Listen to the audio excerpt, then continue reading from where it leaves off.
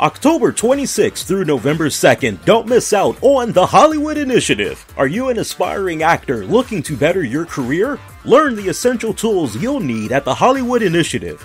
Receive training in voice coaching, participate in acting classes, casting directors, agent and manager meetings, workshop, demo scenes, headshots, and so much more at the Hollywood Initiative.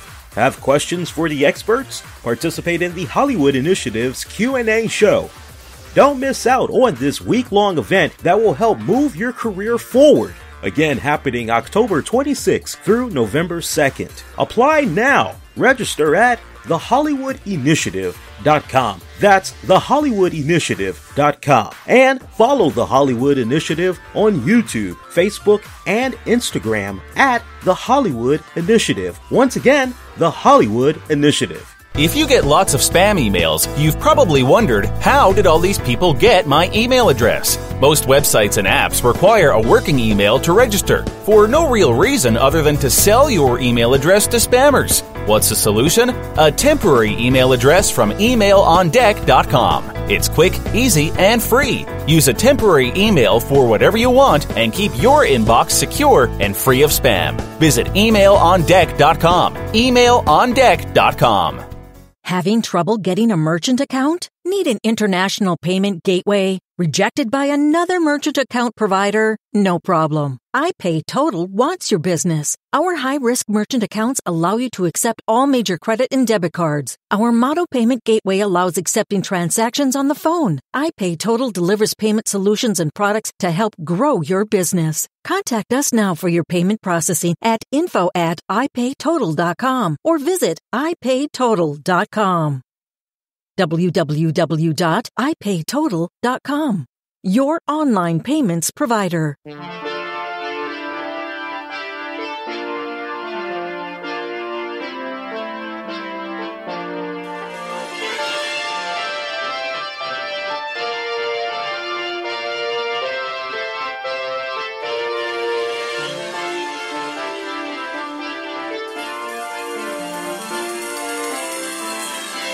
What is going on, guys? You are checking out an all-new The RCWR Show with Lee Sanders, coming at you guys for October the 2nd, 2018. I can't believe I am here on this very episode saying the words October 2018 for the simple fact it just feels like last week it was August. I mean, this calendar year, I don't know how it's been for some of you guys, but this calendar year in particular has been flying by way too damn fast. I don't know if that means maybe I've been enjoying a lot of what I've been doing this year with the shows and taking the show on the road and just honestly enjoying life more than compared to the previous years where it kind of felt like you're working just to have a living.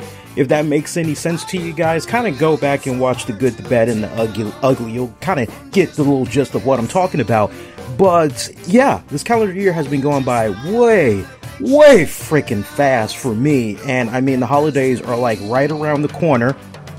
I like the holidays, but what I don't like, I'm sure many people don't like it as well, is the amount of money that's going to have to be thrown out the door coming up during the holidays. But you know, I think I might be able to get a pass this year since me and the missus are trying to prepare for our wedding next year. So I'm sure we won't have too much negative feedback coming at us with regards to, sorry, but we wanted to be a little bit more conservative. How the hell y'all been, man? Come one, come all. We got us a slam dunk episode of the RCWR Show. A lot of fun topics we're going to be getting into, some of which I was just salivating at the mouth. Could not wait to dive into this week.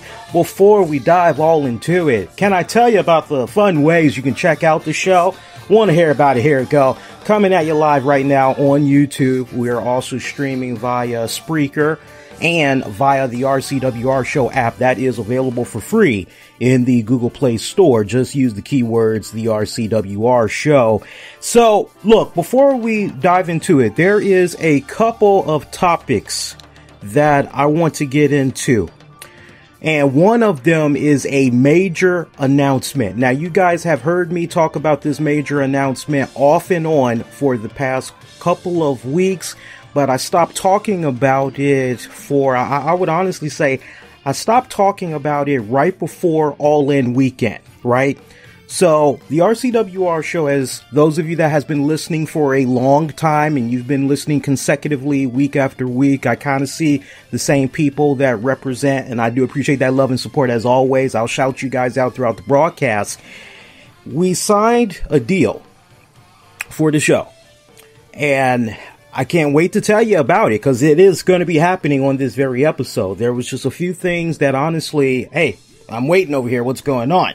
And one of the things that I was waiting on was the launch date, along with some additional information. And finally, all of that had kicked in, and I'll be able to share that major announcement. So do stick around for the show. I promise it's going to be overall a fantastic show. But if you've been a fan of the RCWR show, whether it's 1 year or more, you'll definitely appreciate the big news that I'm going to be revealing. And it's honestly, let me put it to you this way. I think it may be the beginning of the end of me doing the shows, at least on YouTube and the live audio version. And I'll kind of explain why later on during the broadcast. All right. Don't get all bent out of shape just yet. The other thing that I wanted to get into, 2 points, and I'm going to be brief because I want to dive into all the fun topics that's on this show.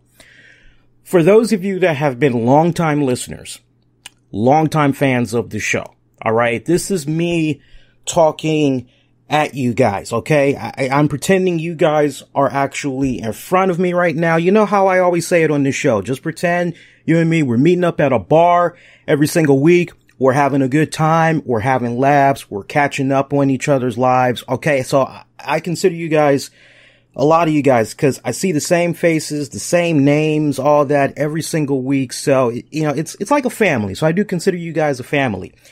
2 things I want to get into. 1, I apologize to you guys for last week's show because with regards to the whole Bill Cosby stuff. Now look, I know we got listeners that are used to, hey, Lee's been doing this thing since 2011. That's why I like this guy, because he covers more than just the talk of wrestling.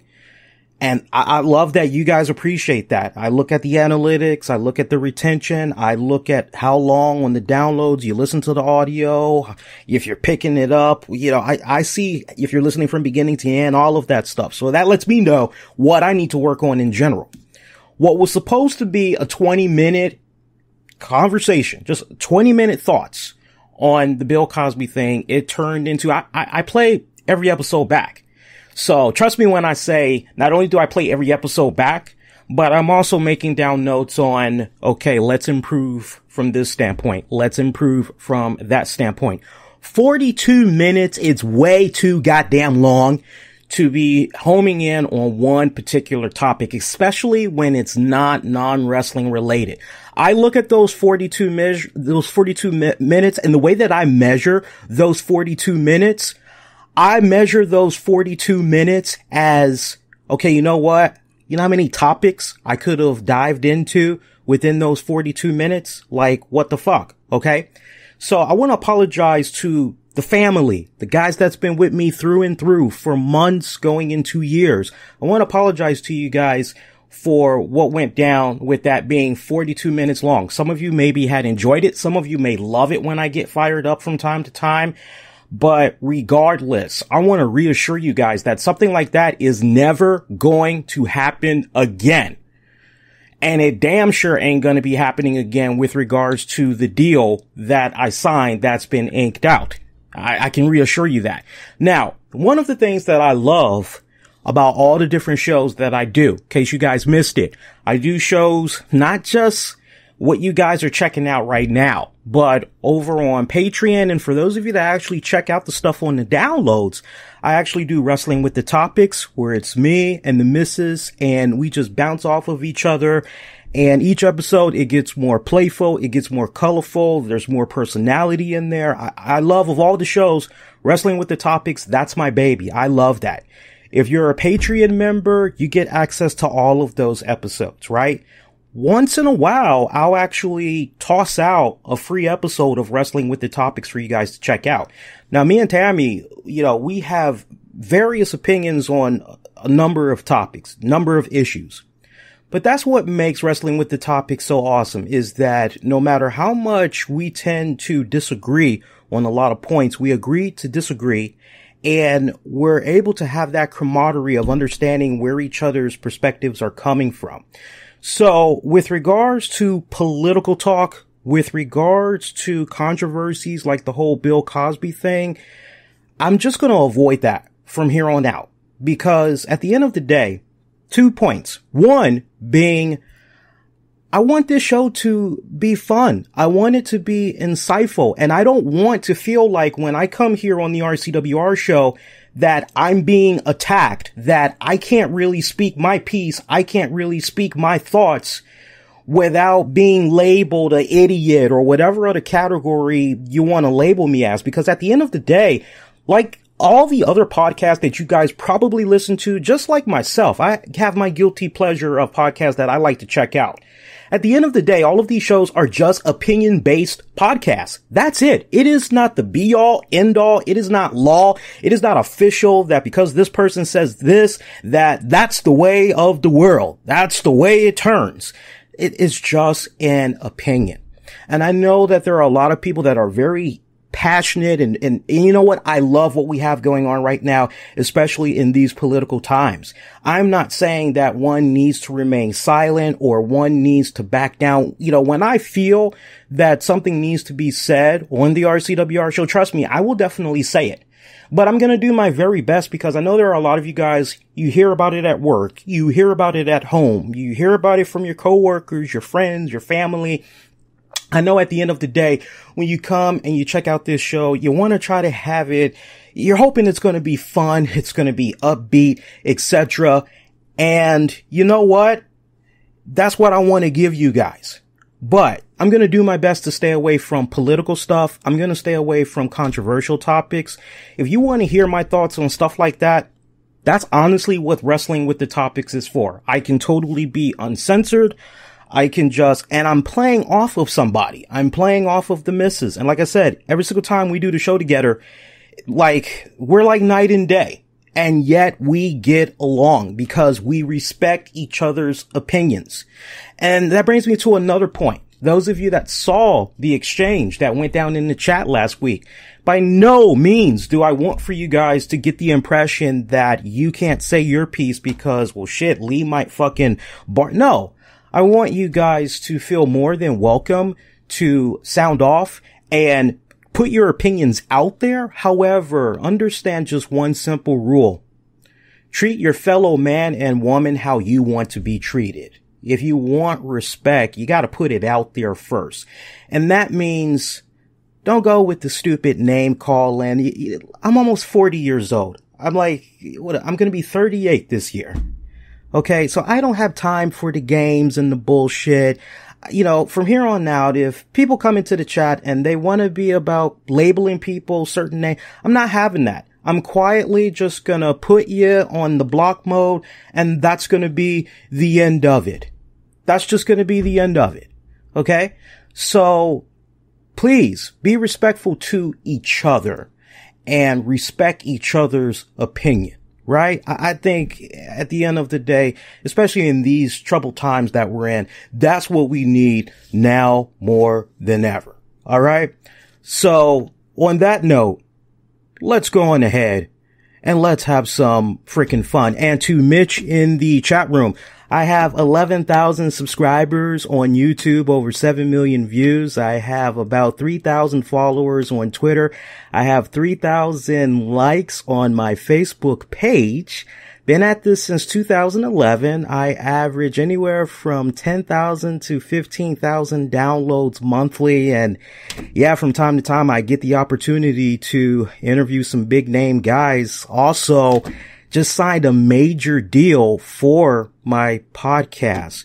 So as far as millions of followers, I'll be the first to say, no, don't have millions of followers, but I do have followers. My show has made its respected rounds.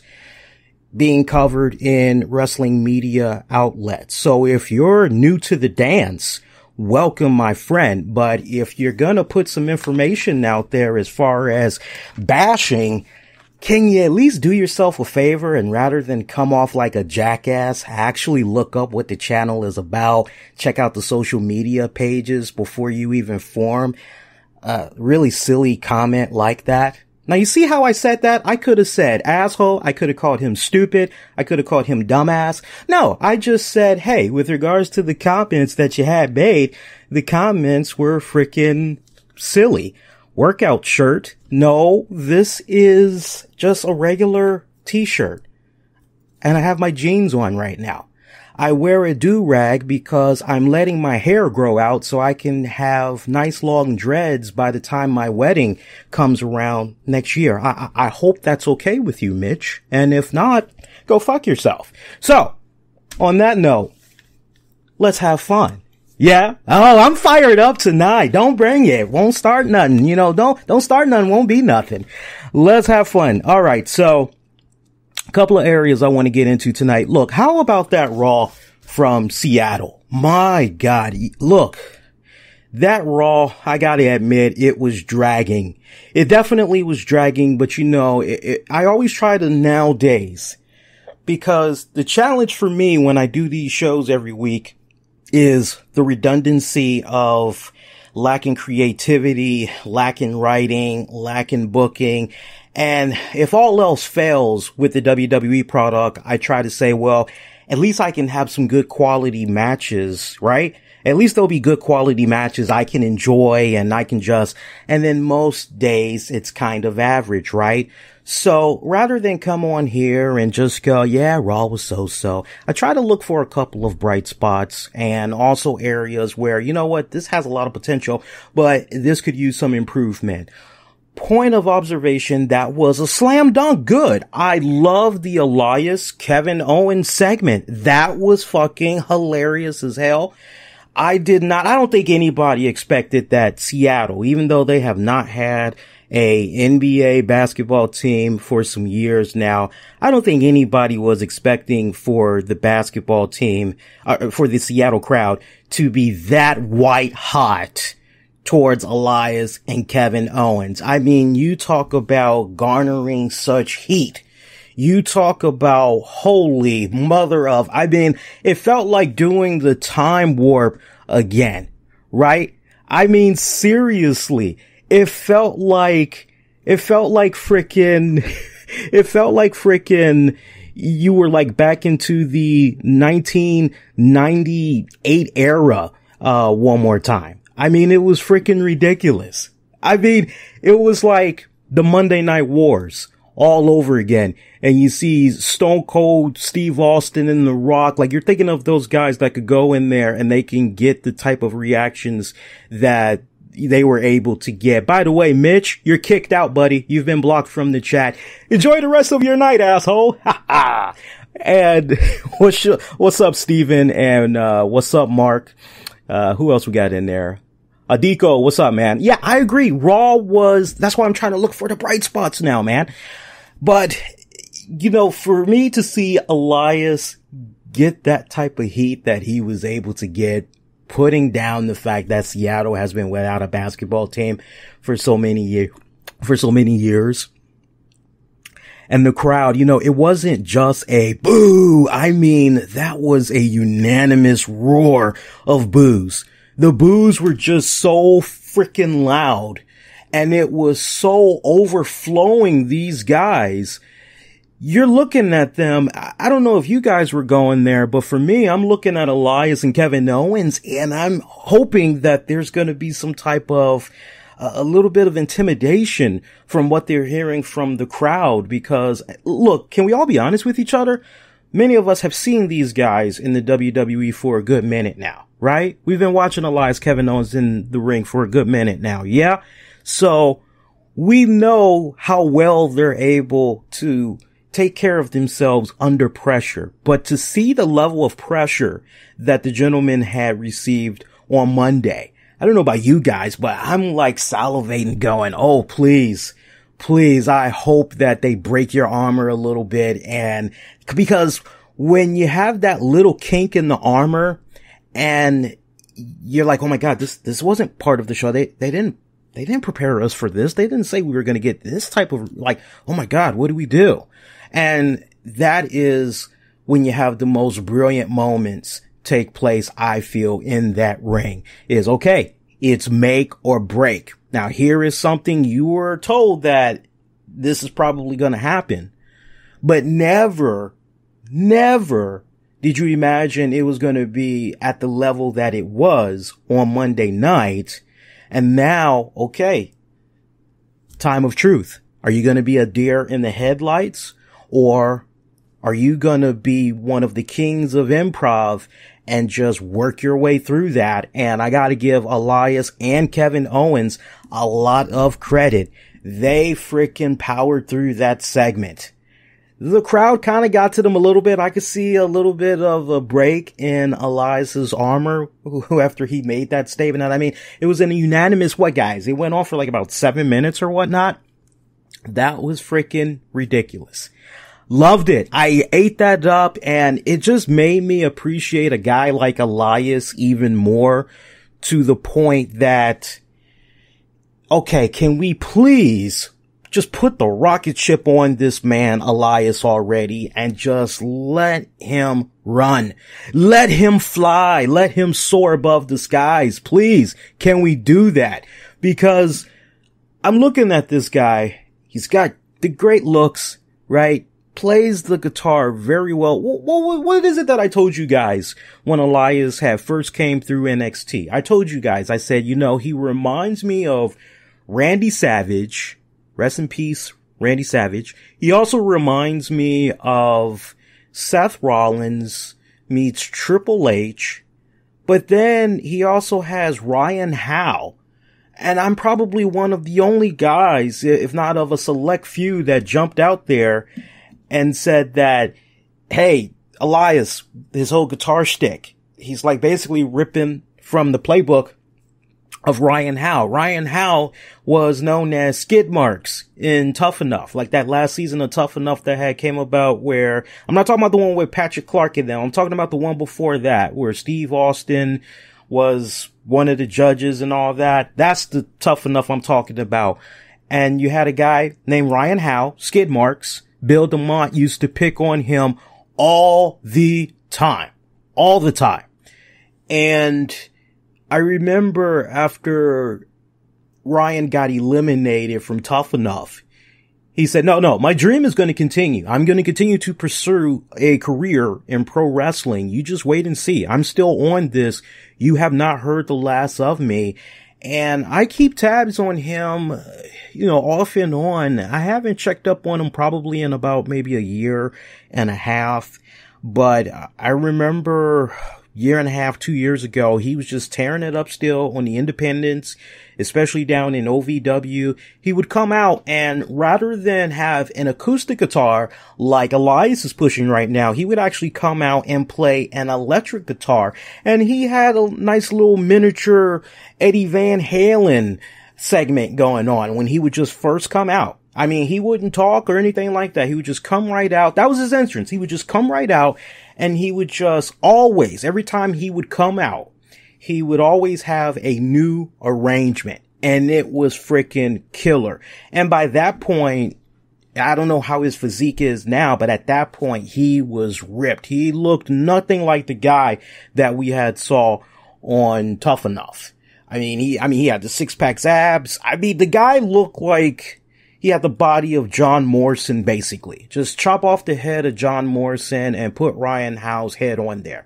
But like, for me, Elias just had all of these great elements, and you're going, that's money. And me and probably a short list of other shows was like, that guy's money, and we all got ridiculed, and we all were like, that's a fake-ass wannabe Jeff Jarrett. I get it, because of the acoustic guitar. Yeah, he's probably going to smash somebody over the head with it, but you kind of got to look beyond that point. And he's done exceptionally well. And I'm just at that point now where, okay, look, the young man has an EP album that's out, doing very well in the charts, specifically on iTunes. Every single time he enters an arena, the crowd is in the palm of his hands. It is almost Attitude Era-ish, to the point you can't help but wonder how Elias would have done in the Attitude Era, right?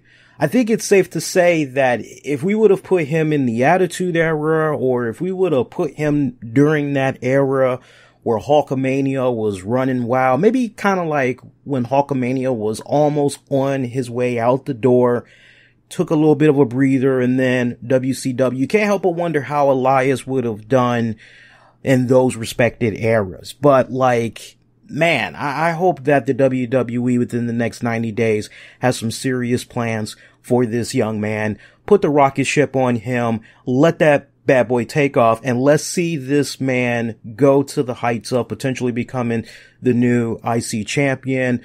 Put some tag titles on this guy, do something. And I agree with Mark in the chat. Mark said it reminded him of The Rock from the 2003 promo. I can kind of see what you're talking about. Definitely Rock level-esque. I would definitely agree with you from that point, Mark. Definitely. But yeah, I mean, can we just put the investment into this guy already? I mean, nobody, you see, for me, looking at what I saw Monday night, and I put the tweet out there, and if you're not following me at the RCWR show, you really should, because I'm always tweeting and all that stuff during the shows. But I basically said, the rest of the locker room can learn a thing or two from the way Elias and Kevin Owens handled that segment that obviously went off the rails because they did not expect those reactions. I'm sure that the writers, the producers did not expect the type of reactions that they had got, right? But that is a great Crash 101 course, I feel, on how, hey, this is how you handle a situation like this. This is how you turn the tides, continue to have the tides be turned in your favor so that you do not lose control of the segment. Even though the crowd technically did hijack the segment. And I really wasn't quite sure where that segment was going to be going, because I was under the impression that things were just going to be so off the rails that maybe they were just going to have to take a commercial break and then they come on back. And for me to see that this was setting up a match, I'm going, okay, well, this is a little bit buzzkill, but okay, I can invest in this. Okay, let's see what happens. And to see my man Lio Rush come out, Lio Rush, I've been waiting patiently, seeing what they've been doing with this young man for the past couple of weeks. And if you follow me on Twitter, I've been saying this off and on, and he legitimately reminds me of Gilligan. Every time I see him and Bobby Lashley, I'm thinking Gilligan's Island. Lio Rush is Gilligan. Bobby Lashley is the skipper. And it's just, what are we gonna do today, little buddy? It's just, it's hilarious. And if I'm thinking that way, and if I'm looking at them as comic relief, I mean, I could pretty much almost put them right up there with Bulk and Skull from Power Rangers, right? If I'm thinking that, and that's not me being harsh, that's not me being a dick, I'm just going off of the first reactions when I see this pairing. And at the end of the day, it's comical. So the point I make is it really a good thing or a bad thing that Lio Rush is the mouthpiece or the manager for Bobby Lashley right now?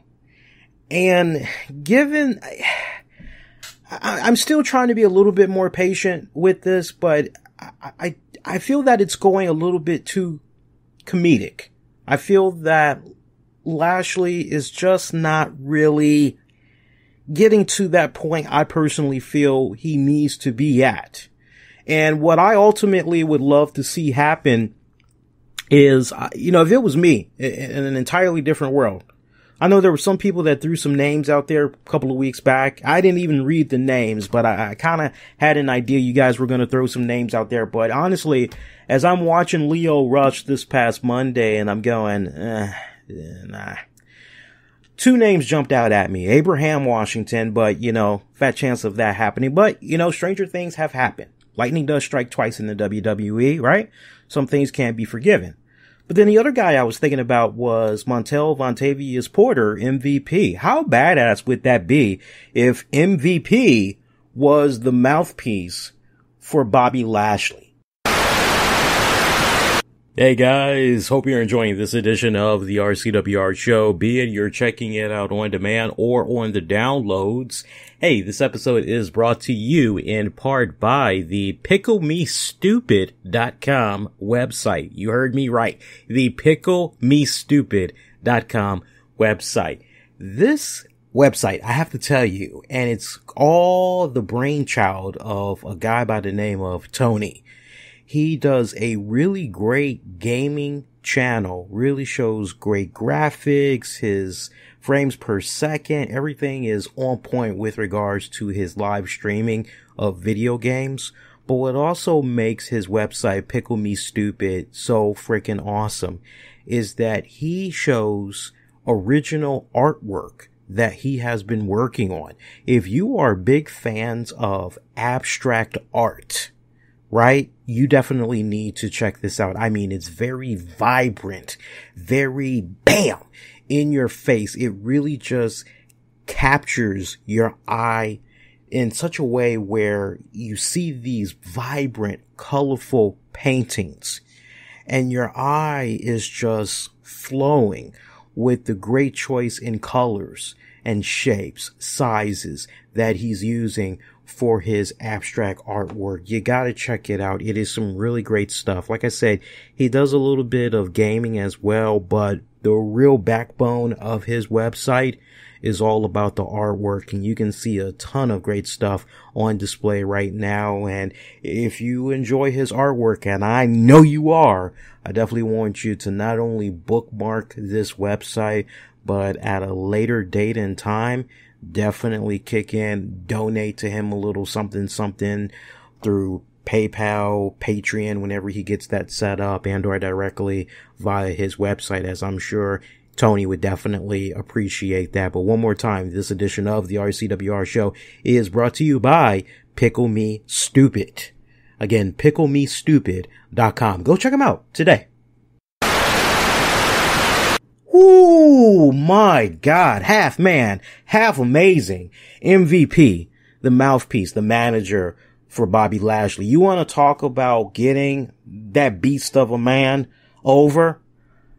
I think if anybody was more than qualified, more than capable of doing the job, it would be MVP. Now look, remember, we had saw MVP a while back, wasn't it, on the RAW 25th anniversary episode, I believe we had saw him on. He was backstage. He was playing poker with some other colorful characters that we hadn't seen in a good minute, right? So the fact that he was incorporated in that, and you also think about him in the WWE leading on up to when he made his exit. I mean, you didn't hear anything bad about MVP. You didn't hear about him acting like a dick or, MVP demanded that he be released from his contract. You didn't hear any of that crap. It was just MVP did all his dates, and when his contract came up for renewal, he kind of wanted to go in a different direction, and WWE, they kind of felt mutually the same, so they parted ways. So there's no beef, at least not chronicled that we know about, right? So I would love to see MVP be back in the WWE. Honestly, I would love to see him at the Performance Center. I would love to see him as a coach, but at the same time, I also would love to also see him do what he does best, which is being a spokesperson. Cause I mean, he did that briefly in TNA, and he did that exceptionally well. So I would love to see him kind of do that again and trying to get over some of these, I won't say younger guys, but if I'm looking at a guy like Bobby Lashley, yeah, I'm going with the Montel Vontavious Porter route, but it's not so much about whether or not Bobby Lashley is over. It's just, I'm homing in on Lio Rush. So don't lose focus. Lio Rush, I feel, is a little bit of a problem right now from the standpoint of, I don't think he's properly executing the true vision, the true nature in getting over Bobby Lashley. from the standpoint of, here's this beast, here's this juggernaut of a man. It just kind of feels more like when Lio Rush is out there, how's people gonna chase Lio Rush this week? How are they gonna get his hand, how are they gonna get their hands on him this week? What little silly shenanigans and hooplas is Lio Rush gonna do until his big buddy Skipper is able to get him out of the jam? It just comes off very comedic. So I'm biting my teeth. I'm gonna grind it out a little bit longer and see where things go, but I'm just not feeling the pairing of Lio Rush and Bobby Lashley right now. And that's the guy's honest truth. Other key points from Raw this week. I saw once again they had teased the whole Dean Ambrose, what's going on? Should I stay or should I go? Right? I mean, yeah, they really were pushing the envelope this week. So you have Baron Corbin out there, and I gotta give a shout out to Lady on Twitter. Lady K. I gotta give a shout out to her. Always makes me laugh, puts out hilarious tweets. I just be putting out random thoughts on Raw, and she always comes right back so quick-witted. I love her stuff. But I put this tweet out as I'm watching the opening segment of Raw, and we got Dean Ambrose.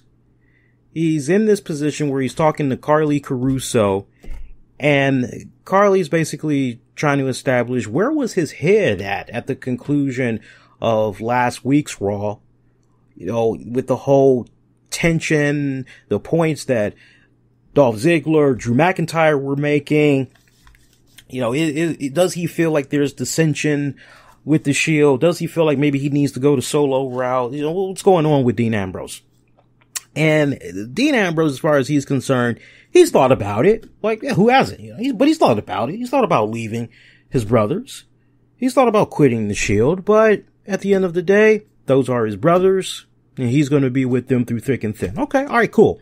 So Baron Corbin comes out, puts that to the test, says, hey, let me give you a couple of options. I'm going to give you 3 options. The first option, you can face Seth Rollins for the Intercontinental title. Second option, you can face Roman Reigns for the Universal Championship. Third option, you can face Braun Strowman. Dean Ambrose goes, well, I got my own option. The fourth option, how about I fight you here later tonight?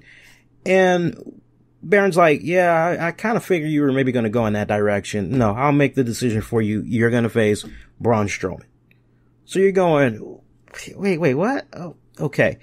And I just thought that was like a mild case of stupid booking 101, but Lady K brought me back down to earth. She said, no, Lee, remember, he's the lunatic fringe.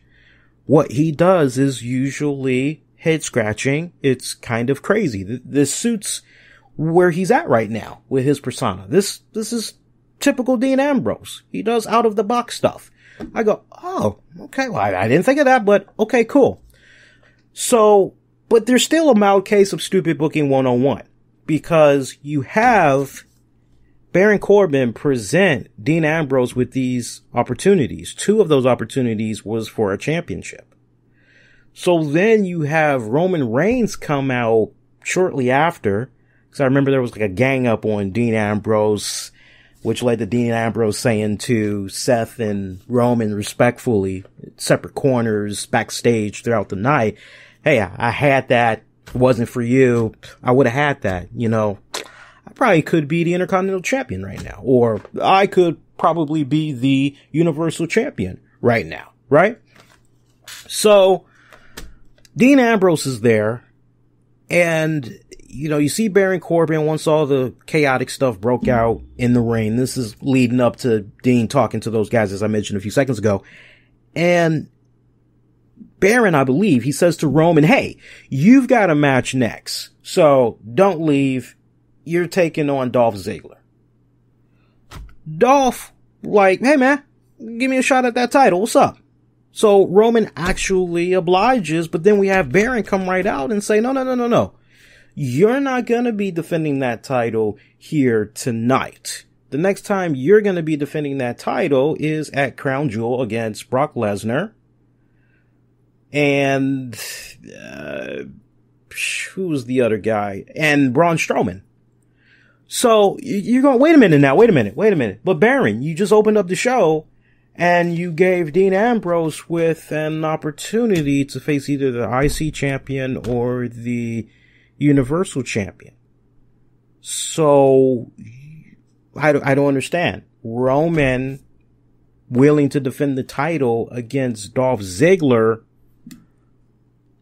And the only thing that I tried to make sense out of that. The only thing that made sense to me was Baron has to be in control of everything at every single moment because it has to be his shining, accomplishing moment. Like he needs that self-validation.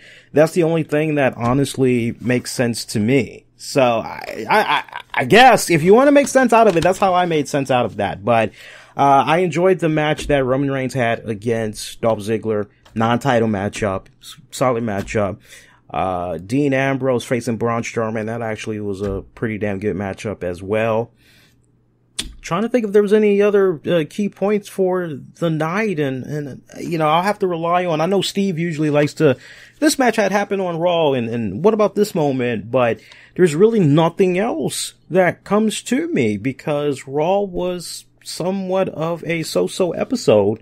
I personally felt. We do poll you guys every single time Raw goes off the air, and it's via Twitter. And usually, first dibs, we always show love to Twitter. And I didn't put up the poll on YouTube this week, and that was just for personal reasons. But we did pretty good with the polling for Twitter. Let me read to you the results that we have so far here. So we have over 200 votes via Twitter. Right now, we have 19% of folks that are giving Raw a thumbs down, 20% did not watch, and 61% gave it a thumbs up. Right? Now, of course, one other key point that happened from Raw this week, we saw Shawn Michaels return. Everybody was talking about that, but I think everybody was talking about that for the wrong reasons. I mean, a bald-headed Shawn Michaels. Now, look, man.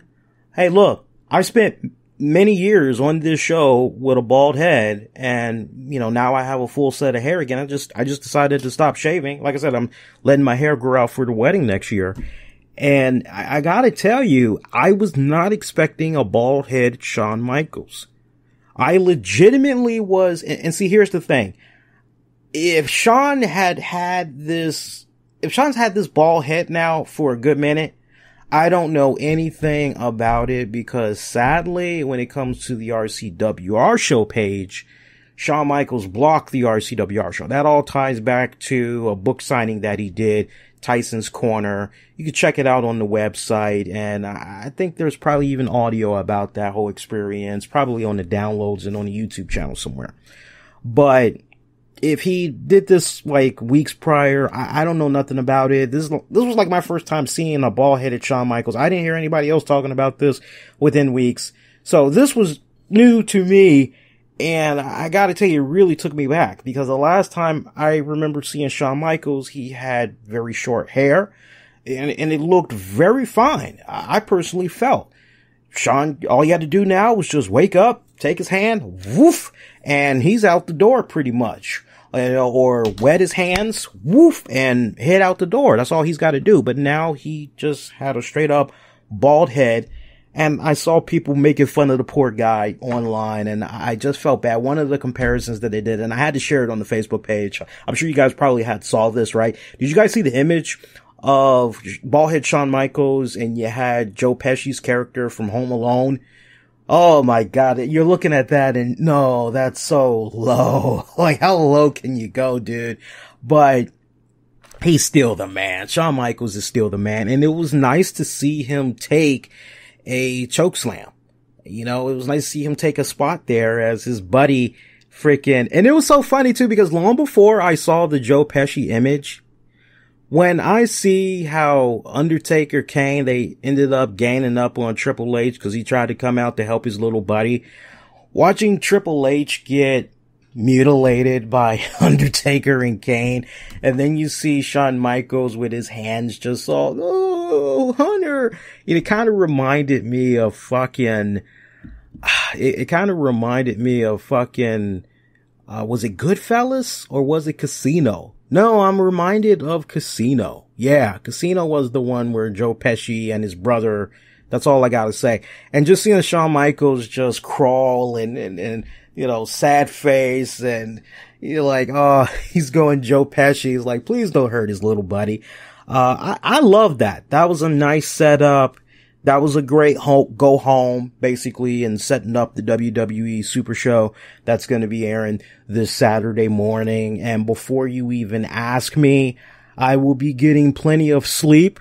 I do plan on being awake at that time. I'm actually going to be awake at, 4 in the morning, just in case they're going to do a pre-show. I doubt it, but I'm going to be up at 4 in the morning, East Coast time.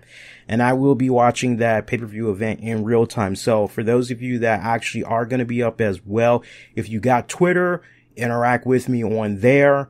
And I may do a Twitch stream of me checking out the event, and maybe we all can just interact that way as well. And then ultimately, once the stream is over, I'll definitely hop on YouTube and Spreaker, and we'll do the actual live after show. So I would think the after show probably won't be coming on until maybe about maybe 8:30 in the morning, assuming the event is going to go that long. I mean, we'll just have to wait and see how that's going to happen, but I'm actually excited. I'm actually excited. Last time the WWE Network did something like this for Over the States, and you had to wake up at a weird time, it was Beast in the East in Japan. And I remember it was like 2 in the morning. If I'm not mistaken, it was 2 in the morning. I want to say it was 2 in the morning on a Friday, if I remember. Cause if I remember it right, I told my boss like a week in advance. I said, hey, I got to cover a pay-per-view event, so I'm not going to be able to come in. And I want to say it was like 2 a.m. on a Friday. I don't remember it being on a Saturday. Feels like it was a 2 a.m. on a Friday, East Coast time. So I love when they do these cool little pay-per-views like that, which brings me to a point that we'll talk about later on in the show, which is WWE and Vince McMahon. There's a report floating around that they're thinking about really just flipping the hell out of the WWE Network, tiers and all of that stuff. We'll get into that in just a little bit. But hope you guys are enjoying the show so far. If you are, make sure you throw the thumbs up. If you haven't subscribed yet, do subscribe, especially you guys checking it out on YouTube. Hit the subscribe button, click on the bell icon notification. That'll be in the lower kind of centered right. You'll see a little bell. Click on that. That way you'll always get notifications of upcoming content. Hey, can we just take this time out and recognize our Patreon members, because they are the backbone of the RCWR show. They definitely do their part along with advertisers we work with on a week-to-week basis in making sure that you guys are able to get some really great, awesome content. Honestly, without these guys' kind contributions collectively, shows like what you're checking out right now would not be free. So I definitely want to give it up to our Patreon members. And remember, for just $5 a month, you can access new exclusive RCWR show episodes. If you want to get my thoughts on the Mae Young Classics, there's now like mini midweek editions of the RCWR show, not just talking Mae Young Classic, but other tidbits of news that I held back talking about here on Tuesday's RCWR show for the sole purpose of our Patreon members only.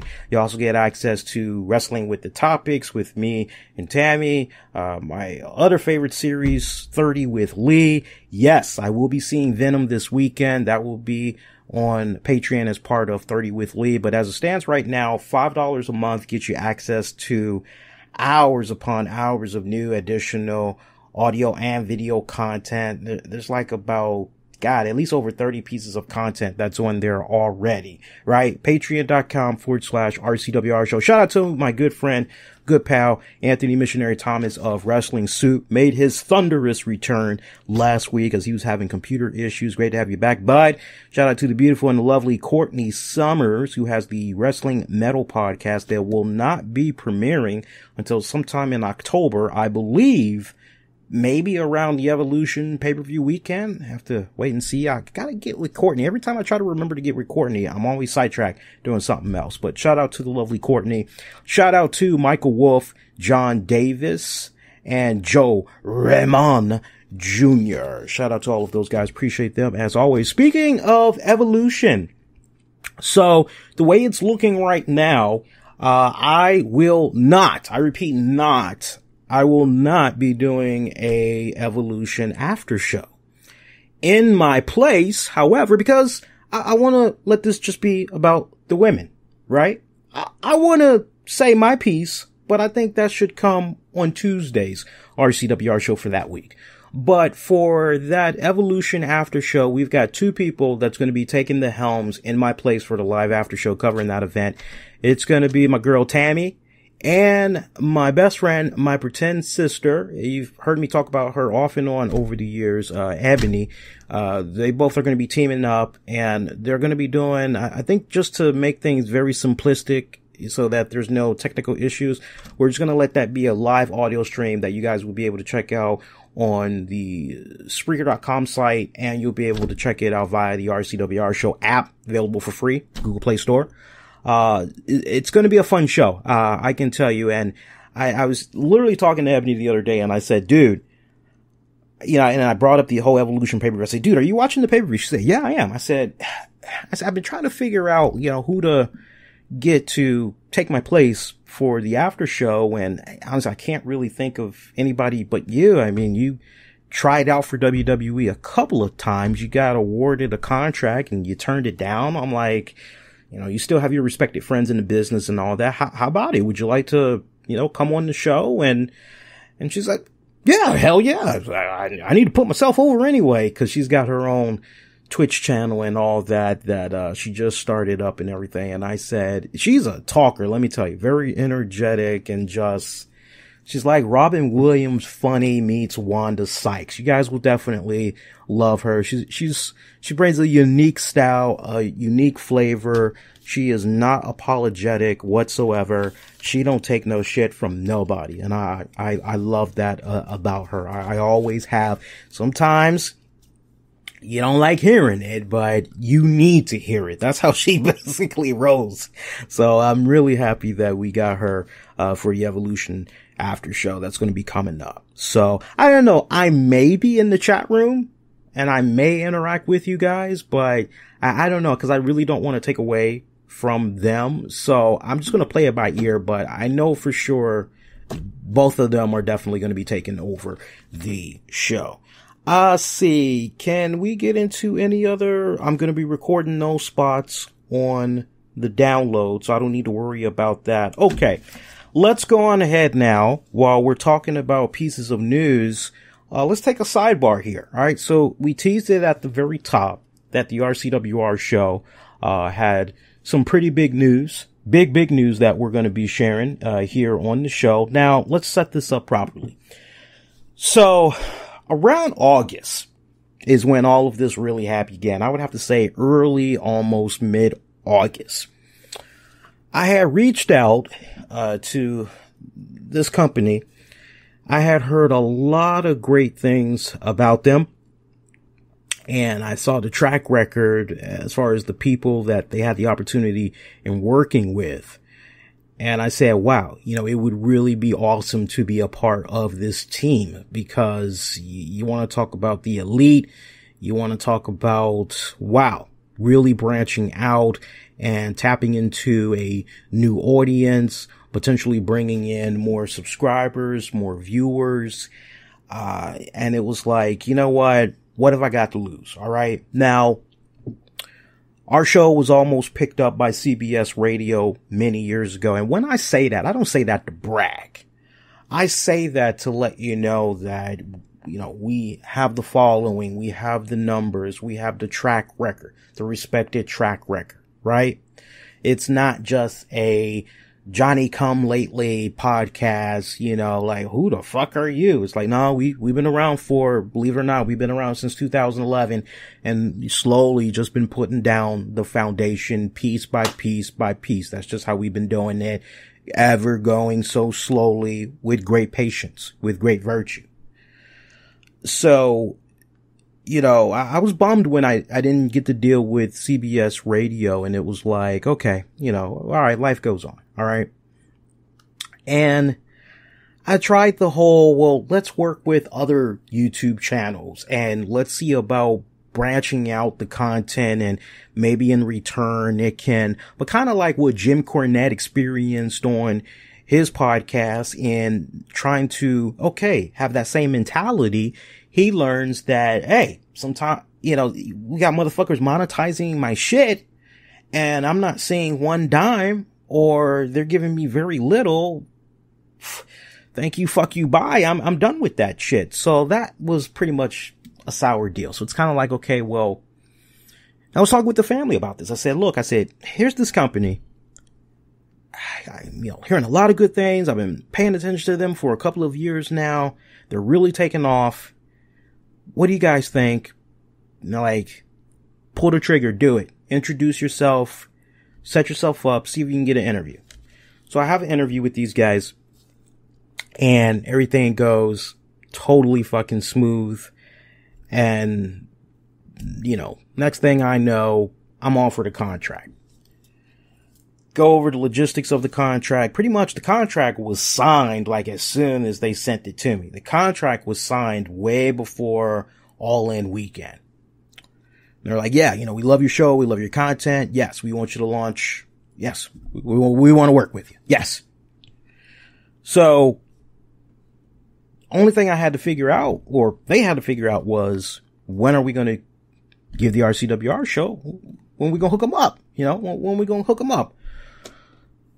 Next Tuesday, it all goes down. The RCWR show with Lee Sanders is proud to announce that we have signed a deal with Fight TV. Now, Fight TV, these guys, when it comes to boxing, MMA, kickboxing, you name it. I mean, these guys are becoming the leader of sports entertainment. And they got a really great team that's lined up. And the people that they've worked with in the past, Jim Ross, currently they're working with Jeff Jarrett, who is providing them original hours in wrestling programming and content. I mean, these guys do about 700 live combat sporting events. Right? That's how much they've streamed to date. These guys, remember when I told you guys that, hey, for those of you that are looking to check out the All In event, you can't be there, but, you want to see it maybe on pay-per-view, or remember I said to you guys, I have it from very good, reliable sources that will be made possible. That was kind of my way of telling you that, hey, I couldn't really say anything, but I knew long before then, for the rest of you guys, of what ultimately was going to be happening with All In. I knew that All In was going to be coming to pay-per-view satellite for 3 weeks before the announcement was made everywhere, right? So it's really cool to be in a position where you can get a hold of great intel like that.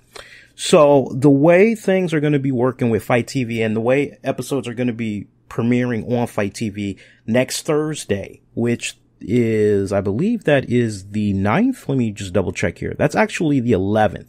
So on the 11th of next Thursday, and then every Thursday at 9 p.m. Eastern, the RCWR show will be on there. Now, here's the thing. There will be exclusive topics that will be for specifically tailor-made to be incorporated for the Fight TV audience. Okay? So it's going to be for the most part, it's going to be a completely different show, a different experience. Definitely going to be a completely different feel, for our Fight TV audience. But every Thursday, that's what's going to be happening. Now, what will be the short-term plan for the RCWR show is I will continue to do the live show and I will continue to do the live stream. So the live show, the live stream on Spreaker and on YouTube, I will continue to do for the short duration as long as it does not interfere and hinder the work I'm trying to do for Fight TV. what my goal is right now is to give you guys, and this is, you guys are not really going to like this, but what will end up happening with the live radio and the live stream on YouTube, the time will be cut in half dramatically. So at most, you guys will probably get an hour of a show, maybe. And then that show will then go to the chopping block for post-production. And then there will probably be 30 to an additional 50 minutes of Fight TV content that will be incorporated. And then that will be the official show. Whatever content will be covered on Fight TV, that's exclusive to Fight TV. So whatever you guys will be getting on the live radio show and on YouTube, then 9 times out of 10, that is what you will also be getting on the downloads. Fight TV will be getting the exclusive content. Now, I will have my own channel landing page, all that on there. So I would definitely encourage you guys. I gotta actually go and see what's going on, like, you know, how things are looking so far, cause I have to meet a deadline. They're expecting me to give them the content by a certain date. I gotta give it to them at least within 48 hours before the launch date, so they can check it out, make sure everything is on point, video presentation, audio presentation, everything, logistics. Don't want to bore you with that, but the logistics, they gotta make sure everything is on point. Okay? So that's going to be the short-term plan. Now, ultimately, if this does not work out for my schedule, then what may ultimately happen is two things. Either somebody will take over the show on Tuesdays and I can just focus on the content for Fight TV, or ultimately what may happen is Fight TV will get the show, and if it's okay with them, that same show, maybe we can give it to you guys on YouTube, but in Spreaker, but I really don't want to do that. I really want for the Fight TV audience to have their own exclusive, hey, we're getting this content, because, I mean, we're talking, they've got like over 3 million subscribers, over there on Fight TV. So, you know, it's like, I really want to do my best to make sure that they get some really good top-notch quality. So, which brings me to another point. I'm going to be working on more video production, editing, things of that nature. So I'm really going to be taking the production value standpoint to that next level. So we'll see how things work out for the next 30 days, because this is an evaluation. And I'm going to see how I'm going to be able to handle the workload here. And fingers crossed, right? I'm already talking to a couple of people on standby, and no, it's not Ebony. No, it's not Tammy, but I'm already getting a couple of feelers out there with regards to, hey, this may ultimately happen. Would you be interested in taking over the Tuesday shows? And I can just focus on Fight TV. And there's a couple of people I have in mind, and Titus is not one of them. God bless Titus. I love when people bring up Titus, but Titus is not one of them either. But there's a couple of people that, you know, may be taking over. So just preparing you guys. We'll see what happens. If everything works out smooth, then we'll pretty much go from there.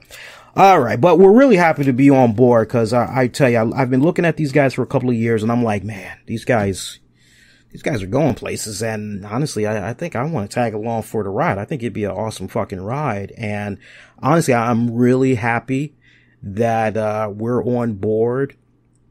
And, they got a great team. They got a really great team. And, you know, this wasn't a situation where, you know, they were desperate or I was desperate. You know, I pretty much just went to them and I introduced myself. You know, I told them about the show history. I told them about all the people we've had stop by the show, what the show was about, gave them the analytics, gave them all the stats. And they basically were like, okay, yeah, we can work with this. We definitely want to work with you. So let's do it. So, I believe our deal with them is for the next 6 months, give or take. So I got to go back and read the fine print, but I'm pretty sure it's for the next 6 months. So, you know, in closing, you know, I've been doing this show since 2011, and I tell you, I've had a lot of proud moments of this show as far as its evolution, but to be at this point, to be at this stage where we now have this opportunity. It means a lot. And for every single one of you guys that has been checking out the show since 2011, or maybe you came on board last year, or maybe you've been checking out the show for God knows how long and you just never popped your head in the chat and said hello or whatever, thank you. Thank you for taking the time out and checking out the content every single week. I greatly appreciate it. And this isn't just my moment. This isn't just a victory for me. This is a victory for you guys as well.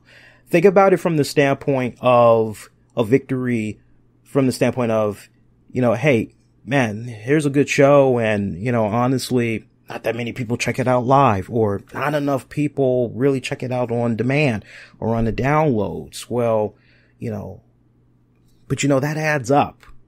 That all just, the analytics, the data, all that just gets compiled. And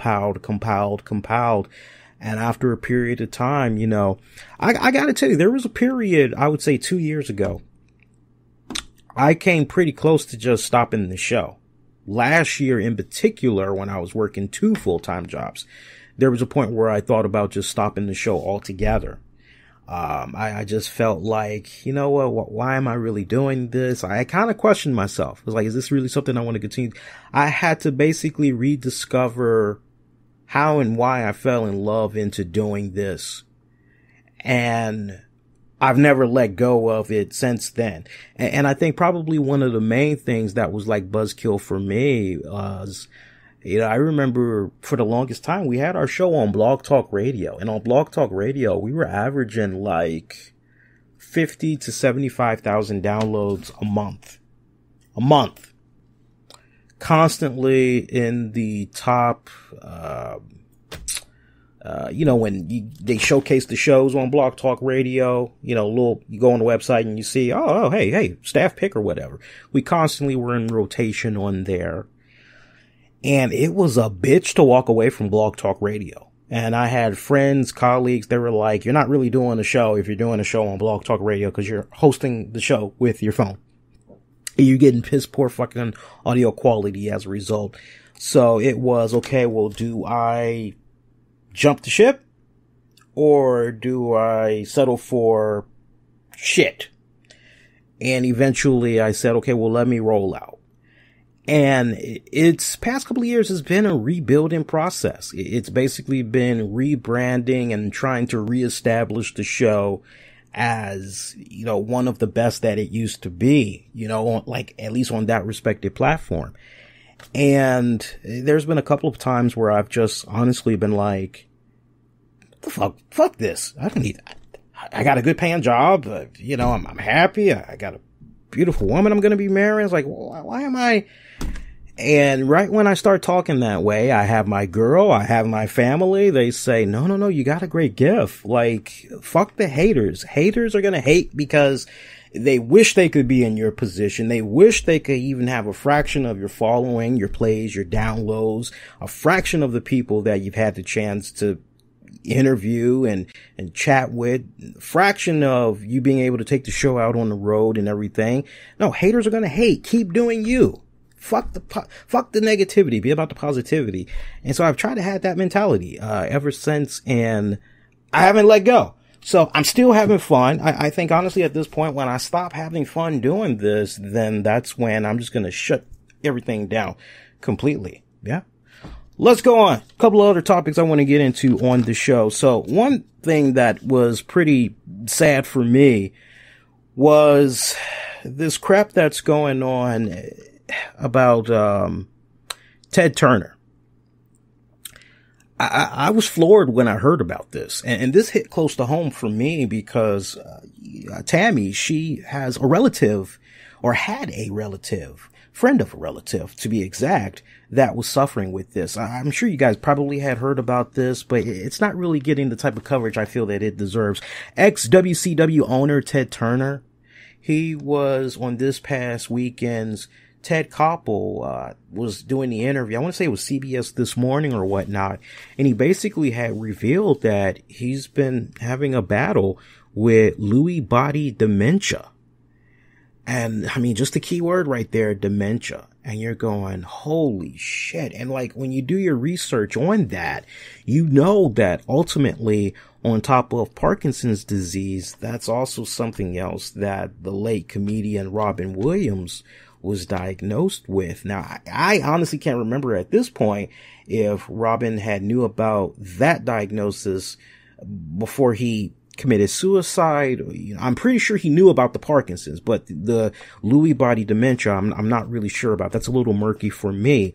But to experience any form of dementia, it's just heartbreaking. And Tammy's friend, so you got to bear with me here because it sounds kind of tricky. So you got to go with me. It's a little slow here. So Tammy's mother's boyfriend's mother. Does that make sense? I'll say that one more time. So Tammy's mother's boyfriend's mother. So the boyfriend of my soon-to-be mother-in-law, right? The boyfriend's mother had dementia. And, that usually does not end well. Pretty much hospice. And, I tell you what, for the longest time, she was staying at his house and he was providing care for her every single day of the week, basically like 24/7, because he had retired a couple of years back. So he was able to dedicate all the time necessary to attend to her and everything. And it's a painful battle. You think Parkinson's disease is something, but you know what? At least with Parkinson's disease, the mind is always intact, right? It's just the timing of speech, the timing of mobility, all of that is off, but the mind is still there. Muhammad Ali, a great example of that, especially when you think about some of the last powerful statements that he had released to the public before he passed, looking at some of the changes that were going on, whether in the political world or just with regards to socialism. Muhammad Ali had put out some very powerful statements. But dementia, mood swings, loss of memory, just for starters. I want you guys to do yourself a favor. If you don't know anything about this condition, it ties into Robin Williams. Robin Williams' late wife, she had wrote a very powerful essay, if you will, about the battles that Robin Williams was dealing with. And it's a great read. And as you can see probably behind me, and maybe if I move my head a little bit, one of the things that's hanging up on my wall is a People magazine of Robin Williams. So trust me when I say that's a guy I miss to this very day. But Ted Koppel interviewed Ted Turner, and you hear that, you go, damn, that is so goddamn sad. And I'm sure that any show that covers wrestling is somehow they're going to be bringing this up. Even shows that weren't around, as far as the hosts of the show. Even if you have the hosts of the show that were not around during the Monday Night War, I'm sure that there's going to be some part of them that's going to give that nod to Ted Turner. And I think that's great. At the same time, one could make the argument that it's a little bit, what's the right word? Hypocrite. Because for all the negative crap that is said about WCW. Oh, well, WCW, it went down because of poor, stupid booking management. It went down because the AOL, Time Warner, blah, blah, blah, blah, blah, all this other crazy, like when you get right down to the heart of the matter, good, bad, or indifferent, WCW will always, even long after we have passed, it will always have its place in history. It will always have that moment that will continue to be on the tip of the tongue for a lot of fans. Hey, remember that period where we had Goldberg, we had Macho Man Randy Savage, we got Bret Hitman Hart, we got Sid Vicious, Psycho Sid, we got IRS, we had got Ted DiBiase, we had got Virgil.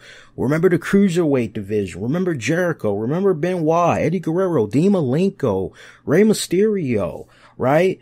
I mean, Jushin Thunder Liger. I mean, so many great people passed through WCW.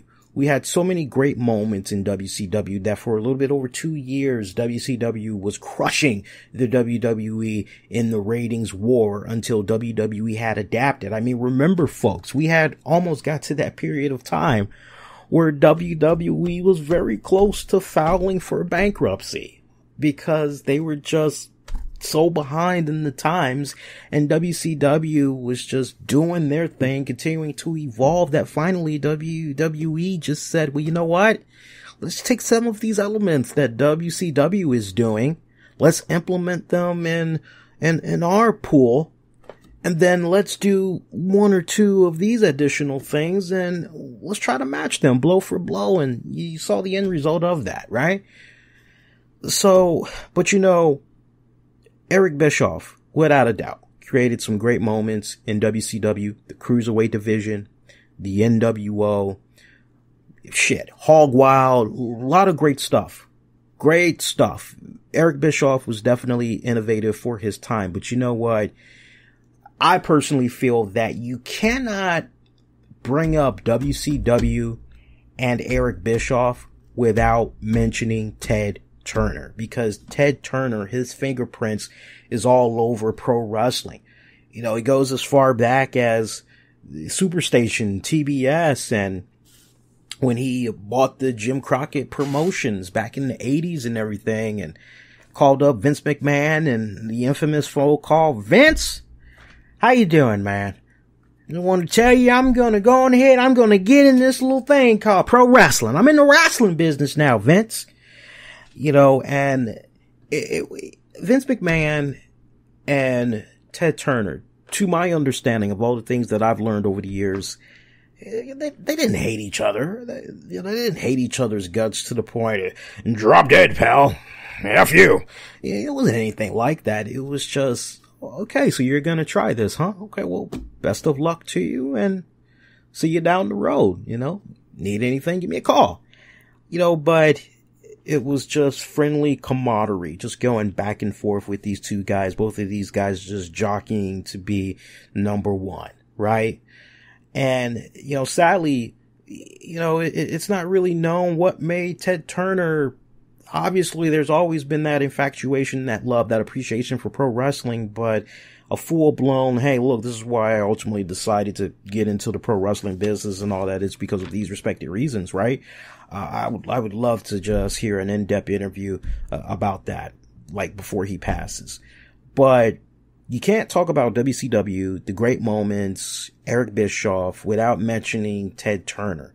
Because, and to defend Eric Bischoff, because I gotta give him credit. I know he's mentioned it on 83 Weeks, and I definitely gotta honor what he said in his own words, which is Ted Turner did not have a opened bank book. He did not have a open checkbook for Eric and it was like, by God, Eric, do whatever you want to do, man. By God, whatever you need to do, go do it. But what got the Monday Night War kicking off was Ted Turner, infamous conference meeting with Eric Bischoff and other TBS guys and everything. Eric, what do we need to do to compete with the WWE? What do we need to do? And Eric Bischoff says, well, sir, honestly, give me 2 hours, Monday nights, live, I think we can do it. No hesitation, just blah, blah, blah. Give Eric 2 hours, Monday night, live. And it was like, whoa, okay. Any type of good ideas that Eric had, yes, he went through a lot of red tape. There was a lot of resistance, but ultimately, Ted Turner got in the picture. And when it went to Ted always had that love, that respect, that appreciation for wrestling. Ted's like, all right, Eric, yeah, go ahead, do that. And it's just so sad when you think about the ultimate demise and the downfall of WCW, you just had the wrong people in the wrong positions at the wrong place at the wrong time, without the proper education, without the proper discipline, without the proper respect for business. That combined with the AOL, Time Warner deal, all that ultimately is what led to the demise of WCW. It was not Eric Bischoff, and it's kind of sad that the narrative has continued for years upon years that when Eric Bischoff actually tried to secure all the money he could and partners to keep WCW. I mean, could you just imagine what would have happened if through the Time Warner AOL merger, if they had decided, okay, you know what, guys, yeah, go ahead. You want to work out a deal with Fox or whoever, go ahead. Go ahead, by any means, you can go do it. You have our blessing, no problem. If they just would have been, it's one of those we'll never know. We will never really know, sadly, right? And he's still a billionaire, by the way. Ted Turner, he is still a billionaire, despite that major hit that he took during that Time Warner AOL deal. He lost about $8 billion, not million. He lost $8 billion as part of that deal. But he still came out, being worth something. I can't remember the exact number right now, but he still has an estimate. He's still in the billions. He is still a moneymaker.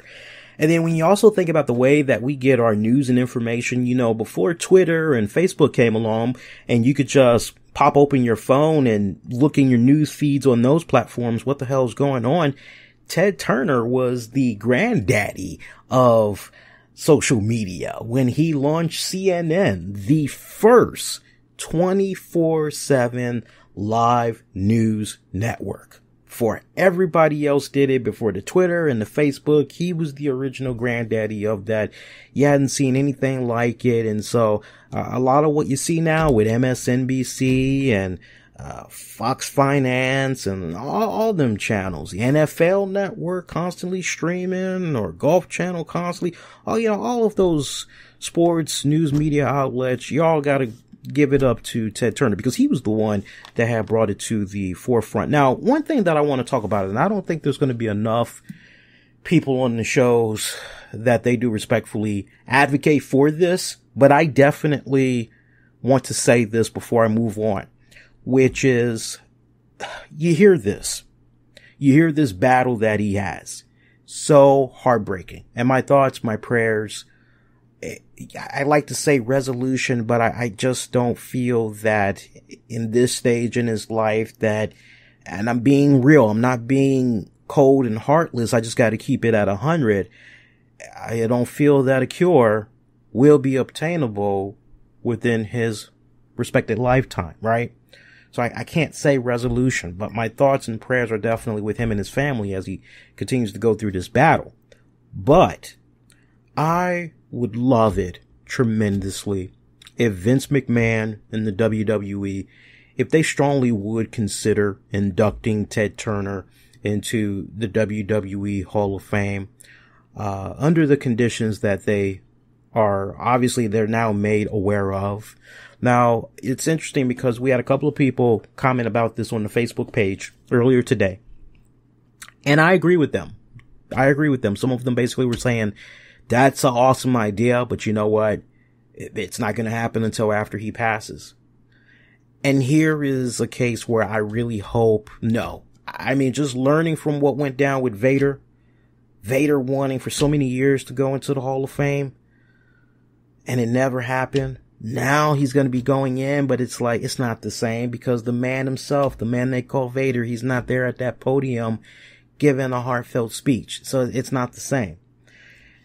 I just personally feel that for all of the accomplishments, be it good, bad, or indifferent, what Ted Turner was able to do for that brief period of time in pro wrestling history, here we are, 2018, and we're still talking about those moments.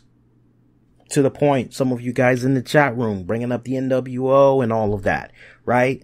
You know, this is something that 5 years from now, 10 years from now, we're still going to be talking about it. And it just seems like it would be a really cool class act for the WWE to go ahead and induct this man while his mind, his spirit, everything is still intact. He can still give you that charming persona that he once had many years back in the day. For some of us growing up on him, you know, we remember him with a grayish mustache, grayish hair and everything. So I really hope that while he is still capable of talking and he's still there, I really hope that WWE considers inducting him in the Hall of Fame.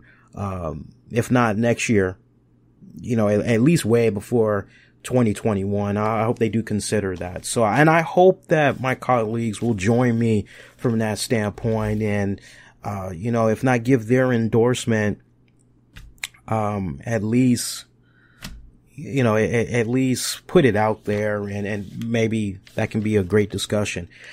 So some other stuff I wanted to get into on the show here. I had to go into this one. I heard about this and I gotta tell you, I was deeply just shaking my head going, I can't wait to do the show. I can't wait to do the show because good God Almighty, I need to talk about this. So, Daniel Bryan, Brie Bella. Let's start with Daniel Bryan. Daniel Bryan had recently broke his silence on all the stuff that has been coming his wife Brie Bella's way since we had that botch spot, that accident that had went down with Brie Bella taking on Liv Morgan, 2 kicks to the head, 2 kicks to the face basically, and Liv Morgan knocked out cold. Just unconscious, blacks out, right? So Daniel Bryan put a couple of tweets out there on Monday, which had began with him writing, I am proud of how strong my wife is. After accidentally injuring Liv Morgan last week, the first time Brie's ever hurt another performer. She's been subject to a constant barrage of social media attacks. Almost every wrestler has accidentally hurt someone, but rarely do you see this kind of hate when it happens. So the rest of his statement goes on.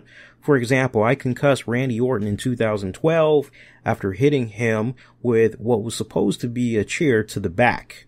Unfortunately, part of the side hit him in the back of the head and he was forced to miss a pay-per-view. In 2009, in our last match against each other, I concussed Nigel McGuinness after doing a dive into him in the crowd where his head hit the floor. And there are others. As for the yes kicks, 2 weeks ago, I accidentally kicked Andrade directly in the head due to a miscommunication on my part. I feel fortunate that he was okay because there are few feelings worse than hitting someone. Despite all of that, never did I receive the backlash Brie did this week. With all the negative things said about my wife, nobody was harder on her than she was on herself. Thank you to the many people who reached out to support her, both publicly and privately. We all wish Liv Morgan a speedy recovery. Hashtag end cyberbullying. My blood is just... Get ready, folks. I'm going to be dropping some stuff, some heavy stuff in a second. But wait. There's more. Brie Bella sound off, as well. She had posted a little something on Instagram and she, made sure that she disabled comments so that she didn't have to get notifications, see and read about the stuff. So here's what Brie had to say. As a first-time mom, I've never experienced unconditional love like this. The way she loves on me, needs me, and makes me feel that I'm her whole world. Her sweet smile makes my day better. Of course, she's talking about her daughter, Birdie. Her laugh sounds like heaven and her hugs make my heart skip a beat. We all were babies at one time, filled with innocence, laughter, and love. We never judged, hated, or bullied people. We'd look in the mirror and play peekaboo with ourselves and think our shadow was the best thing ever. We simply just lived. I hope people can find that feeling again. Happiness. Happy people don't waste their time or energy being cyber bullies. Miserable people do. If you aren't living the life you wish, I pray that you find what makes you happy and stop wasting energy promoting hate. For the happy people, silence hate. Don't let it bring you down. And she ends that with a picture of her baby. Looks like the baby's resting on a luggage bag, and there's some nice little stuffed animals. That's a very nice statement. Very nice statement. It is. I'm not ripping into that. But here's where I have a problem with a couple of things. First, let's tackle Daniel Bryan.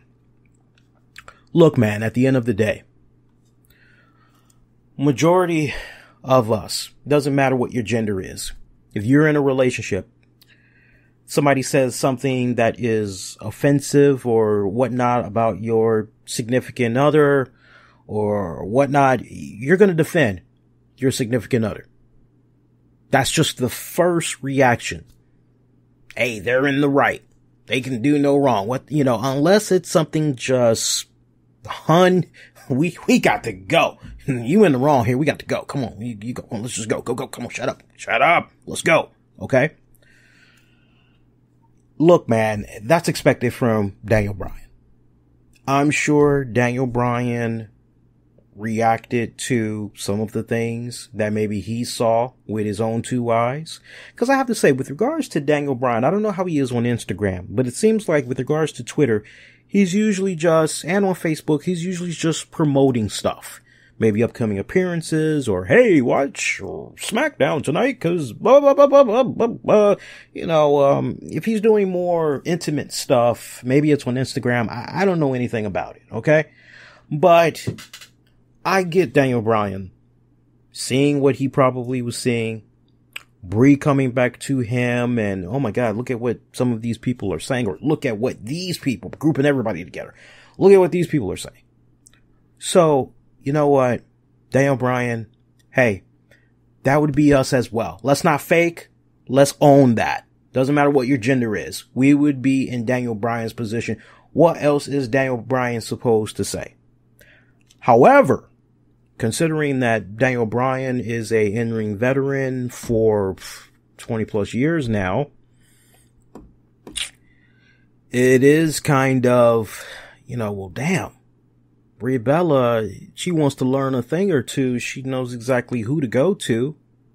She's married to one of the best when it comes to pro wrestling. Surely Daniel Bryan, of all people, but see, here's the thing. Sadly, even when a woman is right, guys know that, you know what? I need to be in her corner, because if I, of all people, jump out there and be like, honey, you actually were kind of in the wrong because XYZ. Yeah, enjoy sleeping on that sofa for the next couple of weeks, bud. Right? So it's like, wow, you too, you're part of this as well. I'll give you a perfect example. I was going to talk about this until much later on during the broadcast, but it reminds me of the latest episode that premiered of Better Call Saul on AMC. And we see Jimmy, and forgive me if I'm maybe putting some spoilers out there for people that didn't catch it on their DVR yet, but I got to go there because it is basically validating the point that I'm bringing up here. So stay with me. But Jimmy, the year is now up. He's trying to go back, get his lawyer license.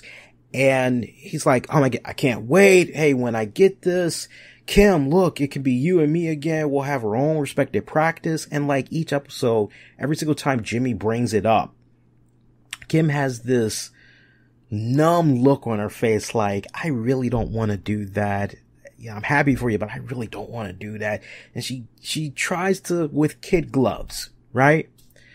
And so Jimmy, he finally goes, has this hearing, and there's like 3 people. They're basically looking over his paperwork, seeing what he's been doing since he was suspended without his license for the year. And one individual, they asked him all the, questions like it was a job interview, hey, have you been brushing up on your law legal terms? And I mean, he was just shining throughout the interview process. And then one person says to him, it's a young girl, she says to him, what does the law mean to you? And Jimmy kind of fumbles with that. But the way that he answered it and he spun it, it was like, now, if you've been following this series, you're saying to yourself, Jimmy, they've got your jacket. They know that you lost your older brother.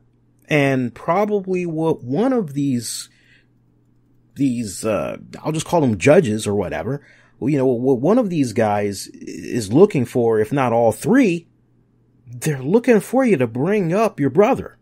And talk about how much of a profound impact that had on you and your life, and, how in his memory, you're trying to do the best humanly possible to really be there for clients, care for them, blah, blah, blah, blah, blah, blah, blah, blah, blah. So he doesn't bring up his brother dying. And the way that his brother died was really messed up, and he never brings it up. So by the time Jimmy sees Kim, he tells Kim what all had went down, and Kim basically says, wait. That's all you had said? And he's like, yeah, the nerve of those guys. Can you believe that? Now, flip it. Brie Bella's reading what she's reading. Daniel Bryan hears about it. Whether some of it is warranted, some of it is justified or not, that's a slippery slope. Most people would maybe give it to you right between the eyes and say, hey, I gotta be for real with you. No, it's gonna break your heart, but they kind of got a point, and here's the reasons why. Or you just go on ahead and you ride it out. You let them talk it out, and yeah, I'm mad right along with you. And here's a case right here where Jimmy tells Kim everything that he said, everything that went down at the hearing. And then Kim comes right back and says, well, that's why they denied you. They denied you because you didn't bring up Howard. That's why you got denied. Think about it. And Jimmy's like, what the hell does my dead brother have to do with, right? She could have easily let that go. She could have been rooting in his corner and just, yeah, screw them. They're wrong, blah, blah, blah, blah, blah. But instead she gave it to him straight. Some people just cannot handle constructive criticism well. There's a big difference between constructive criticism and cyberbullying, hate speech, whatever you want to call it. Okay. Now let me tell you something. That's Daniel Bryan. I get his part. Let's come back to Brie. Unless it changed hours, days after. What I saw initially after Brie Bella had did those unfortunate kicks to the face of Liv, what I saw unanimously was, my God, please don't wrestle again. You keep hurting people. Please go back, get more training. Don't get back in the ring unless you're ready. Please, you're a hazard right now. Please just stay away from the ring. Those were the type of comments that I had saw. You know what else? What baffles me? What baffles me right now? Not fucking once have I heard Brie Bella take self-accountability for her actions. I'm always, and this is the day and age that we're in right now. Everybody wants to point the finger at other people whenever something does not go right in their world. It's everybody else's fault. Dude, I am so down with accidents happen. I really am. But when does the self-accountability come in from the standpoint of, okay, look, if I'm a pro wrestler, And before, yeah, but you're not a pro wrestler. You know what? I might not be a pro wrestler, but god damn it, I have friends that are involved in the business, friends that used to be involved in the business, and I picked their brains all on this. And all of them pretty much unanimously were right there with my mentality, right? Which is this. If you're a pro wrestler, you don't really realize that one week you did this to this opponent. In that same week, you did this in this match in this town. The next week you did this. The next week you did that. All of these things are stringing along. Now, you can only make excuses, but for so long. Okay? You can only legitimately try to justify, well, that happened because there's only but so many of those you can put out there before you just have to take self-accountability. Now, I appreciate in the one interview where Brie had talked about one of those suicide dive between the ropes that she had did. One of those suicide dive between the ropes that she did, she said, hey, I miscalculated. Honestly, after I had gave birth, I'm in shape, but I'm not in ring shape. Okay. There was another suicide dive that had went down, but that one, I remember it, that actually was not her fault. But the one where she just botched it all up, that definitely was on her. But hey, she's saying that a little bit of the baby weight, she's in shape, but she's not in ring shape. I hear that all the time. You can be in shape all you want, but if you're not in ring shape ready, you're going to blow out. And she talked about being blown out. Okay. All right. I can give you that, Brie. No problem. It's no problem. But what some pro wrestlers are looking at in the case of Brie Bella is, here are these strings of botches. Here are these strings of accidents that are happening very frequent. Perfect example. It's like my girl's dad. My girl's dad. This was hilarious. I'll never forget. And this isn't a long story. I'll never forget when my girl's dad, when my girl had got her car a couple of years back. The insurance company that she eventually went with, they said, oh, Tammy, your dad is so-and-so? Yeah. Who? Well, wait a minute now. We'll give you insurance, but you got to reassure us that he's not going to be driving your vehicles. Because if he's going to be driving your vehicles, we're going to turn you away.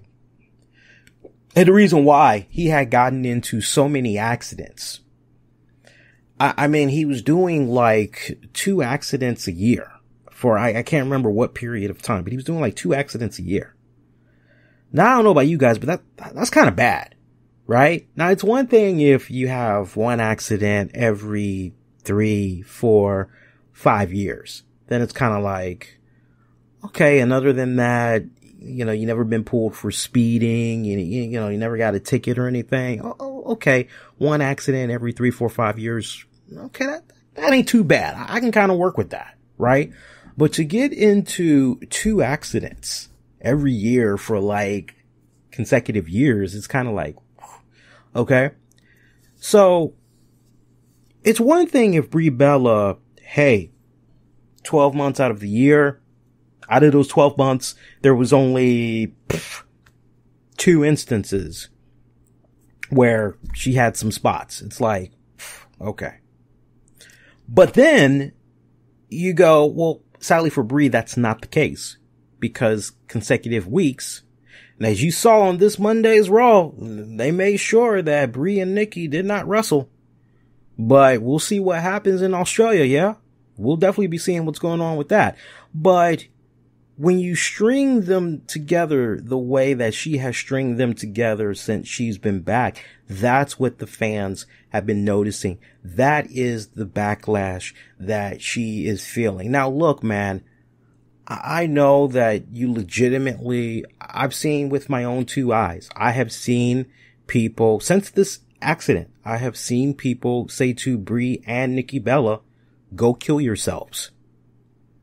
Now, I don't believe that type of talk should be happening on social media. It is not the end of the fucking world.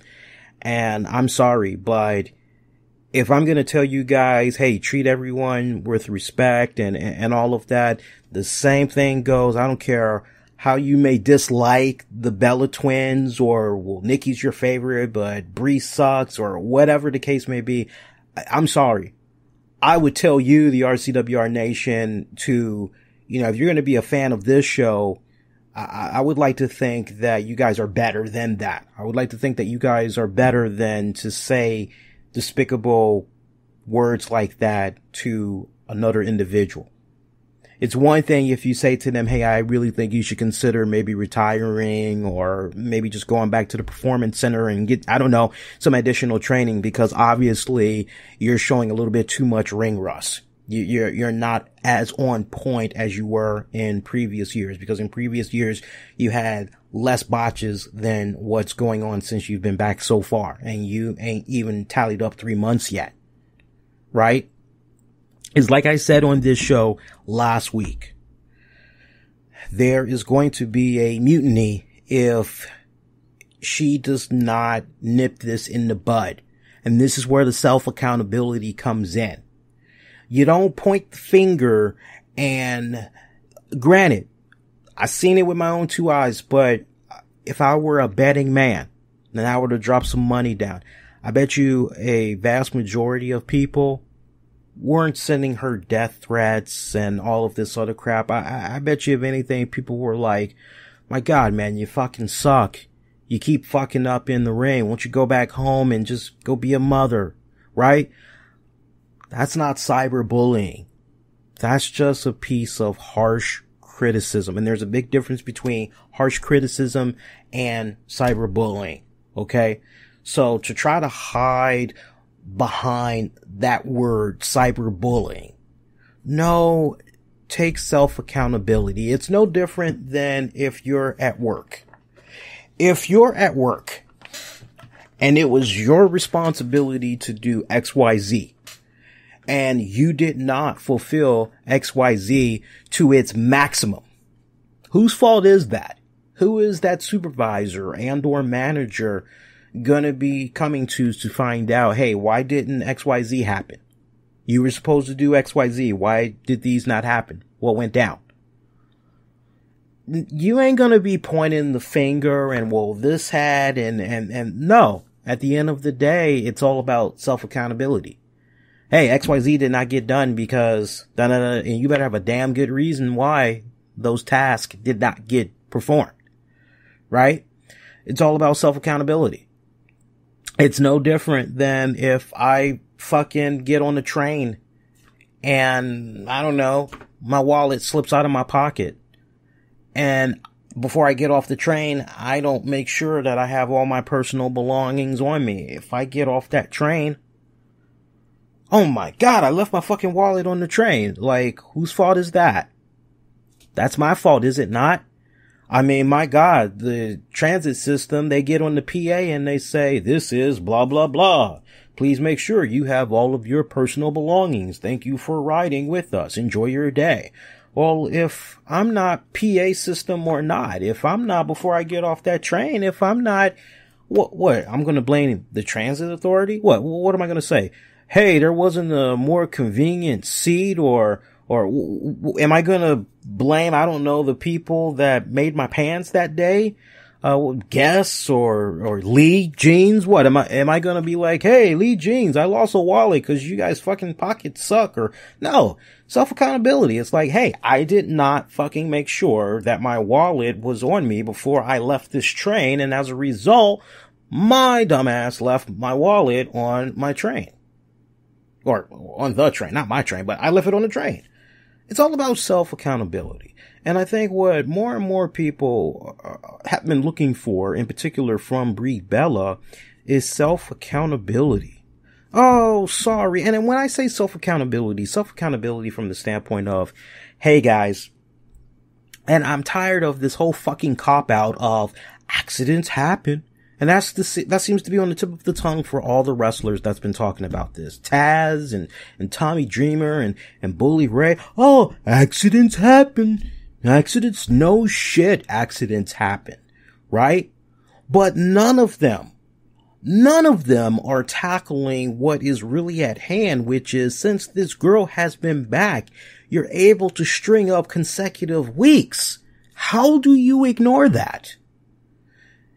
Is your balls in the WWE vice that you're trying to make sure that you play it okay because you see WWE is doing these big things, messing around with other countries, and they're bringing in some decent money, and you want to eventually get that call? Maybe you're hoping you can get that call so you can get a nice little payday?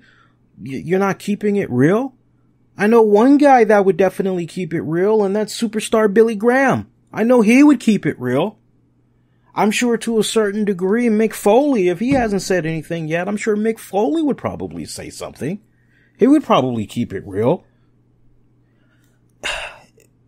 Self-accountability, I feel, is lacking in wrestling when it comes to manning up to your mistakes. I personally feel that if Brie Bella would have said, "I'm so sorry for what happened to my colleague Liv Morgan," accidents can and will happen. But I have to be honest to myself, and I have to be honest to you, my fans, which is, I'm noticing it. Since I've been back, my timing has been off. I've been a little bit beyond rusty in that ring. And I promise you guys, after what had went down tonight with Liv Morgan, I am definitely going to be making sure I get additional training.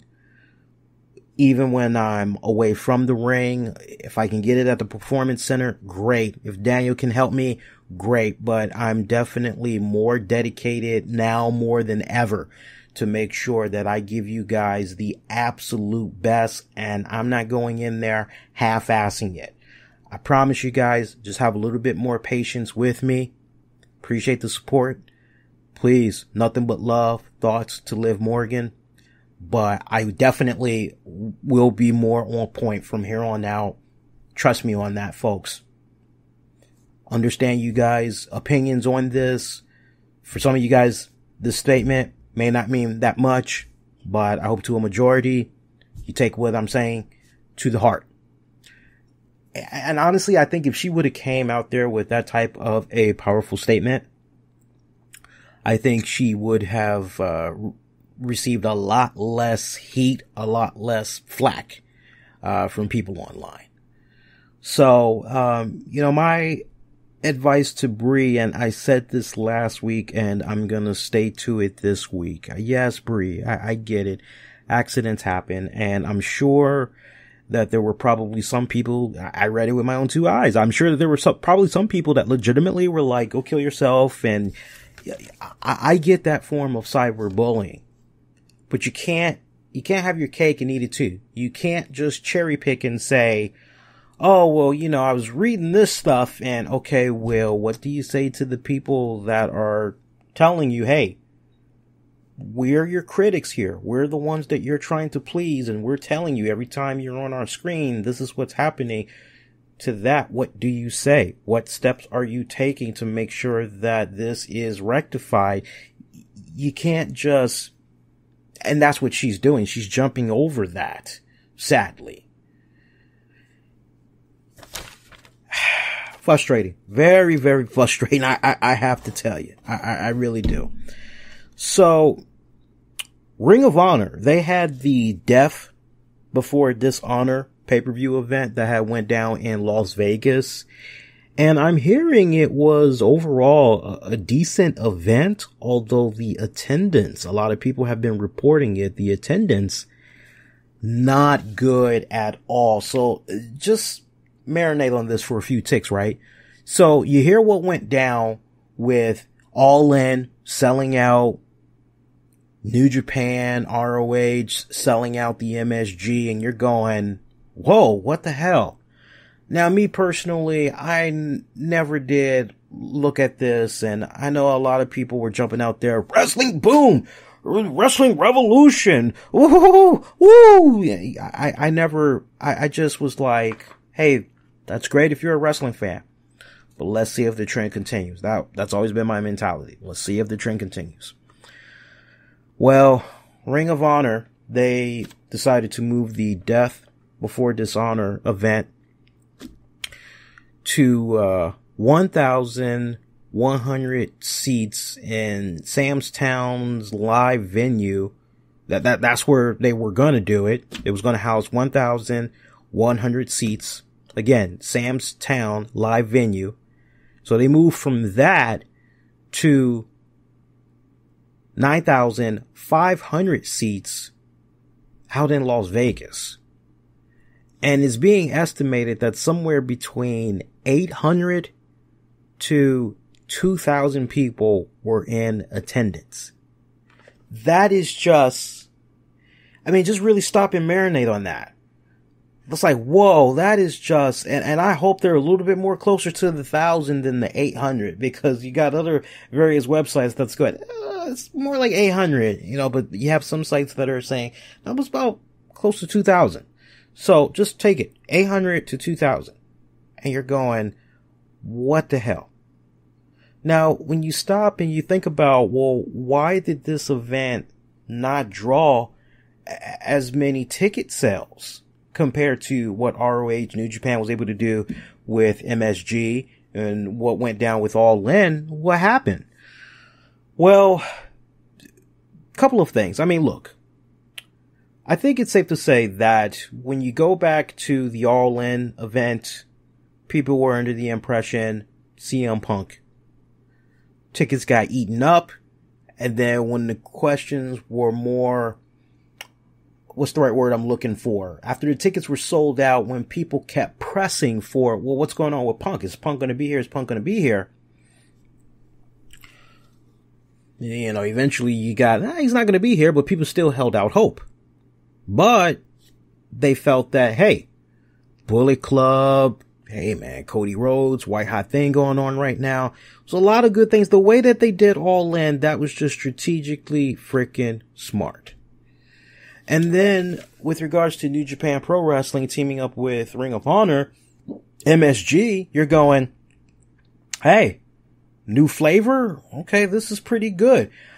For things to go down the way that they went down with MSG, that is just, wow. You guys, Lady Luck was on your side. You were able to sell that out. More power to you. But when you look at what's going on with the Ring of Honor Death Before Dishonor, as far as why it failed, you could maybe go with the marketing. You could maybe go with that from a standpoint.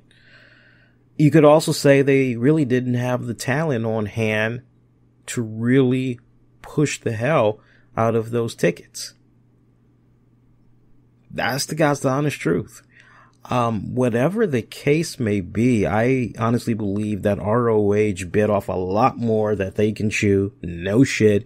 And hopefully this forces them to go back to the drawing board and try to play it a little bit more smarter from here on out. I give them a lot of props for, hey, you know what, after the success of, but that just goes to show you that there is not a wrestling revolution. There is not a wrestling boom right now, contrary to how some people may feel.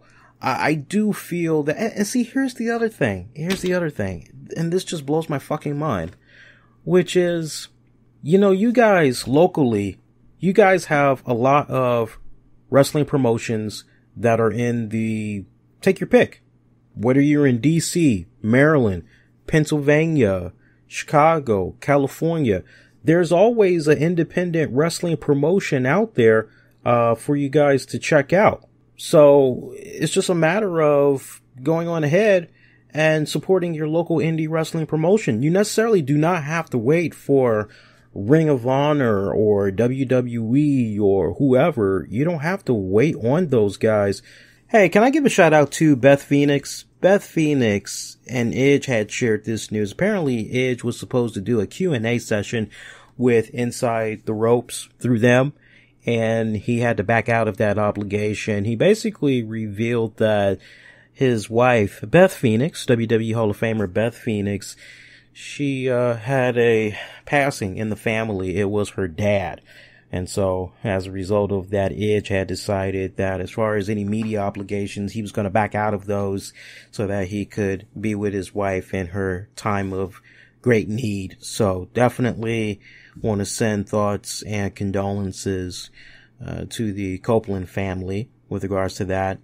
And Batista, Dave Bautista, man, I'm really happy to hear that Dave Bautista is going to be coming back to the WWE. Everything begins on Smackdown 1000. So I have a couple of more thoughts I want to share with regards to that. I'll actually get into that on this Wednesday's RCWR show, but I'll definitely make that be a audio exclusive for you guys on YouTube, because that actually was something I was going to get into on tonight's show before we had the hiccup there with the audio. Fucking sucks. Fuck you, OBS. Fuck you. And then see Super Show picks. I'll get into Super Show picks on Wednesday. Don't need to cram everything in one episode. We'll get into that on Wednesday. We're finally learning now as The Walking Dead gets ready to make their season premiere. It'll be season 9 coming up this Sunday. We're learning more and more information now, not with regards to how Andrew Lincoln's Rick Grimes is going to be, taken out of the show, but we're learning like what ultimately led to Andrew Lincoln saying, okay, you know what? It's time for me to move on from The Walking Dead. Apparently, this has been in the working since season 4. Season 4, Andrew Lincoln basically felt, you know what, let's take this up to season 8, call it a day, and, that's it.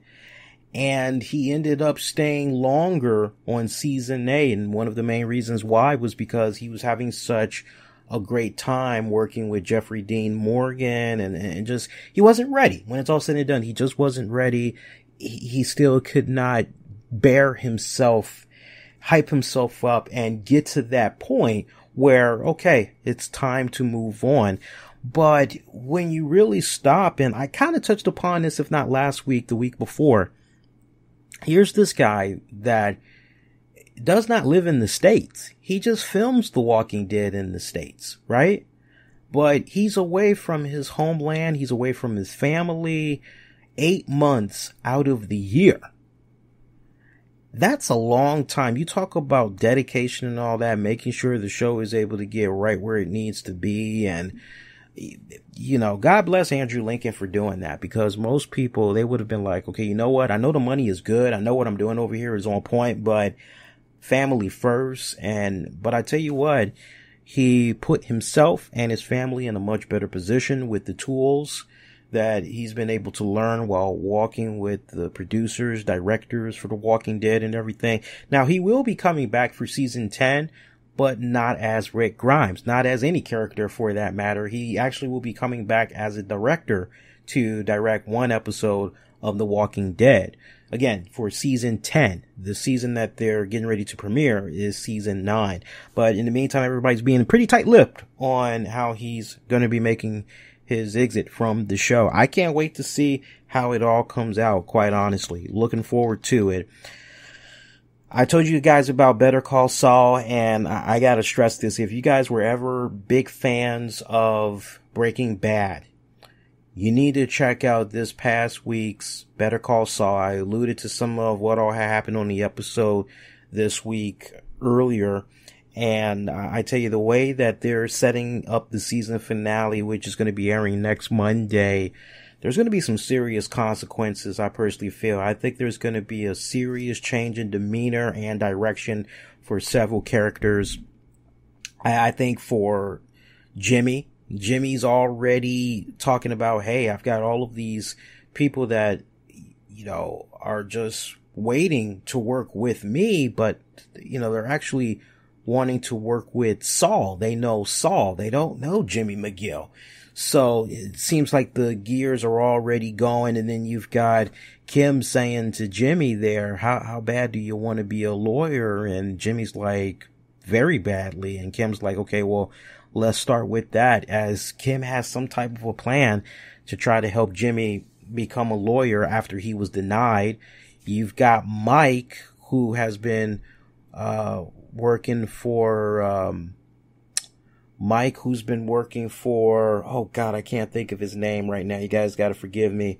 But that looks like it's probably going to hit a slippery slope, and he's probably going to Gustavo.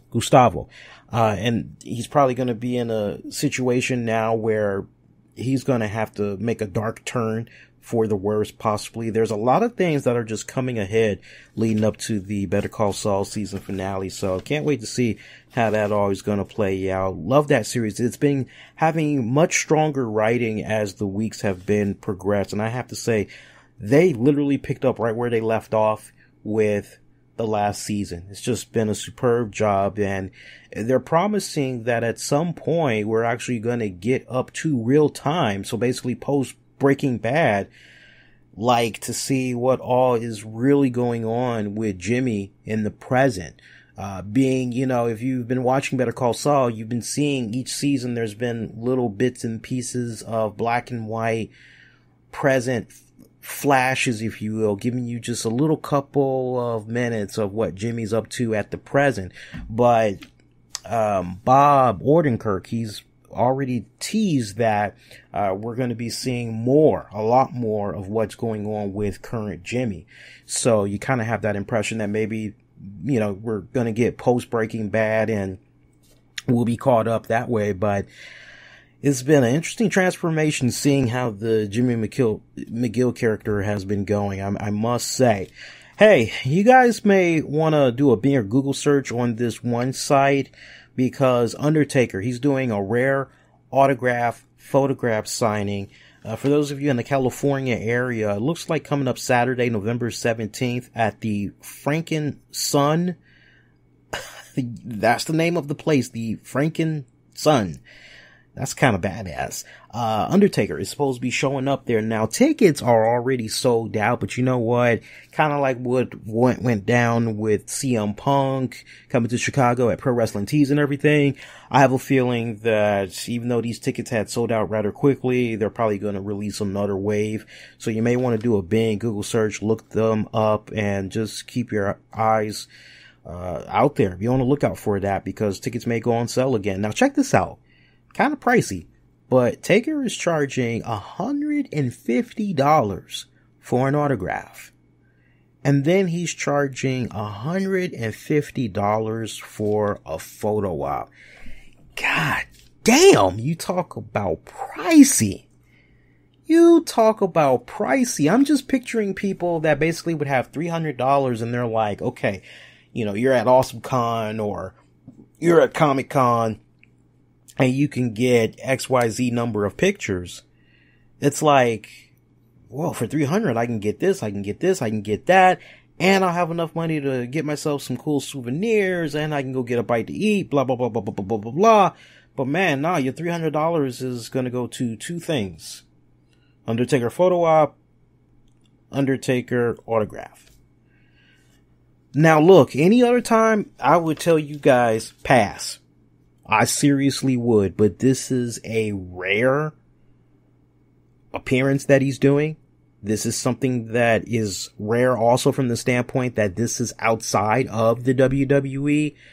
I would tell you guys, especially those of you that are kind of like me and from time to time you want to do your fair share of collection of autographs and photo ops, this is an investment, and this is something that you'll be able to share with your friends and family for many years to come, because he really does not do that many of these. It's very, very rare. So I would say it's an investment. And if you guys got the money, make it so. Make it happen, man. Lord knows, if I wasn't dealing with a wedding and if he was a lot more closer than California, I'd jump on that. Give me a situation where the Undertaker, same prices, but he brings it a little bit more closer to my neck of the woods. I would so be on this. hands down. I would be on this. But, I mean, it is steep. It definitely is steep. But it kind of goes back to, well, how much does it mean to you to have that photo op and that autograph? How much does it mean to you? So, food for thought right there. Venom's coming out this weekend. I'm going to be checking that out. Can't wait. Going to be seeing that with the missus. I was trying to see it this Thursday, but sadly, she's working, so we're going to try to see if we can catch it this weekend. So that should be good. Looks like we pretty much dived into like all the topics I wanted to get into. We held off on Batista. I want to talk a little bit more about that on Wednesday, but we'll definitely make that be a YouTube exclusive. We didn't talk about Super Show picks. I'll get into that on Patreon, but we'll release that as a YouTube piece for you guys as well. Let me just one more time give a shout out to those of you that had checked out the show this week. Appreciate the love and the support as always. Really, really means a lot. And we'll definitely do this again. Okay, so quick programming note. We're going to be coming at you guys with Wednesday's Patreon edition of the RCWR show. We'll be talking about the Mae Young Classic, sprinkling a couple of more pieces of news for you guys. And then, what is it? Saturday morning? Yeah, Saturday morning, October 6th. That's going to be a fun day. As soon as the WWE Super Show event goes off the air, I will be live with you guys for a new RCWR show. So tune in, check that out. That's going to be fucking fantastic. I can't wait for that. And then coming up, also that weekend, there's going to be a new 30 with Lee that will drop. A 30 with Lee that will be covering Venom. So that'll be a Patreon exclusive.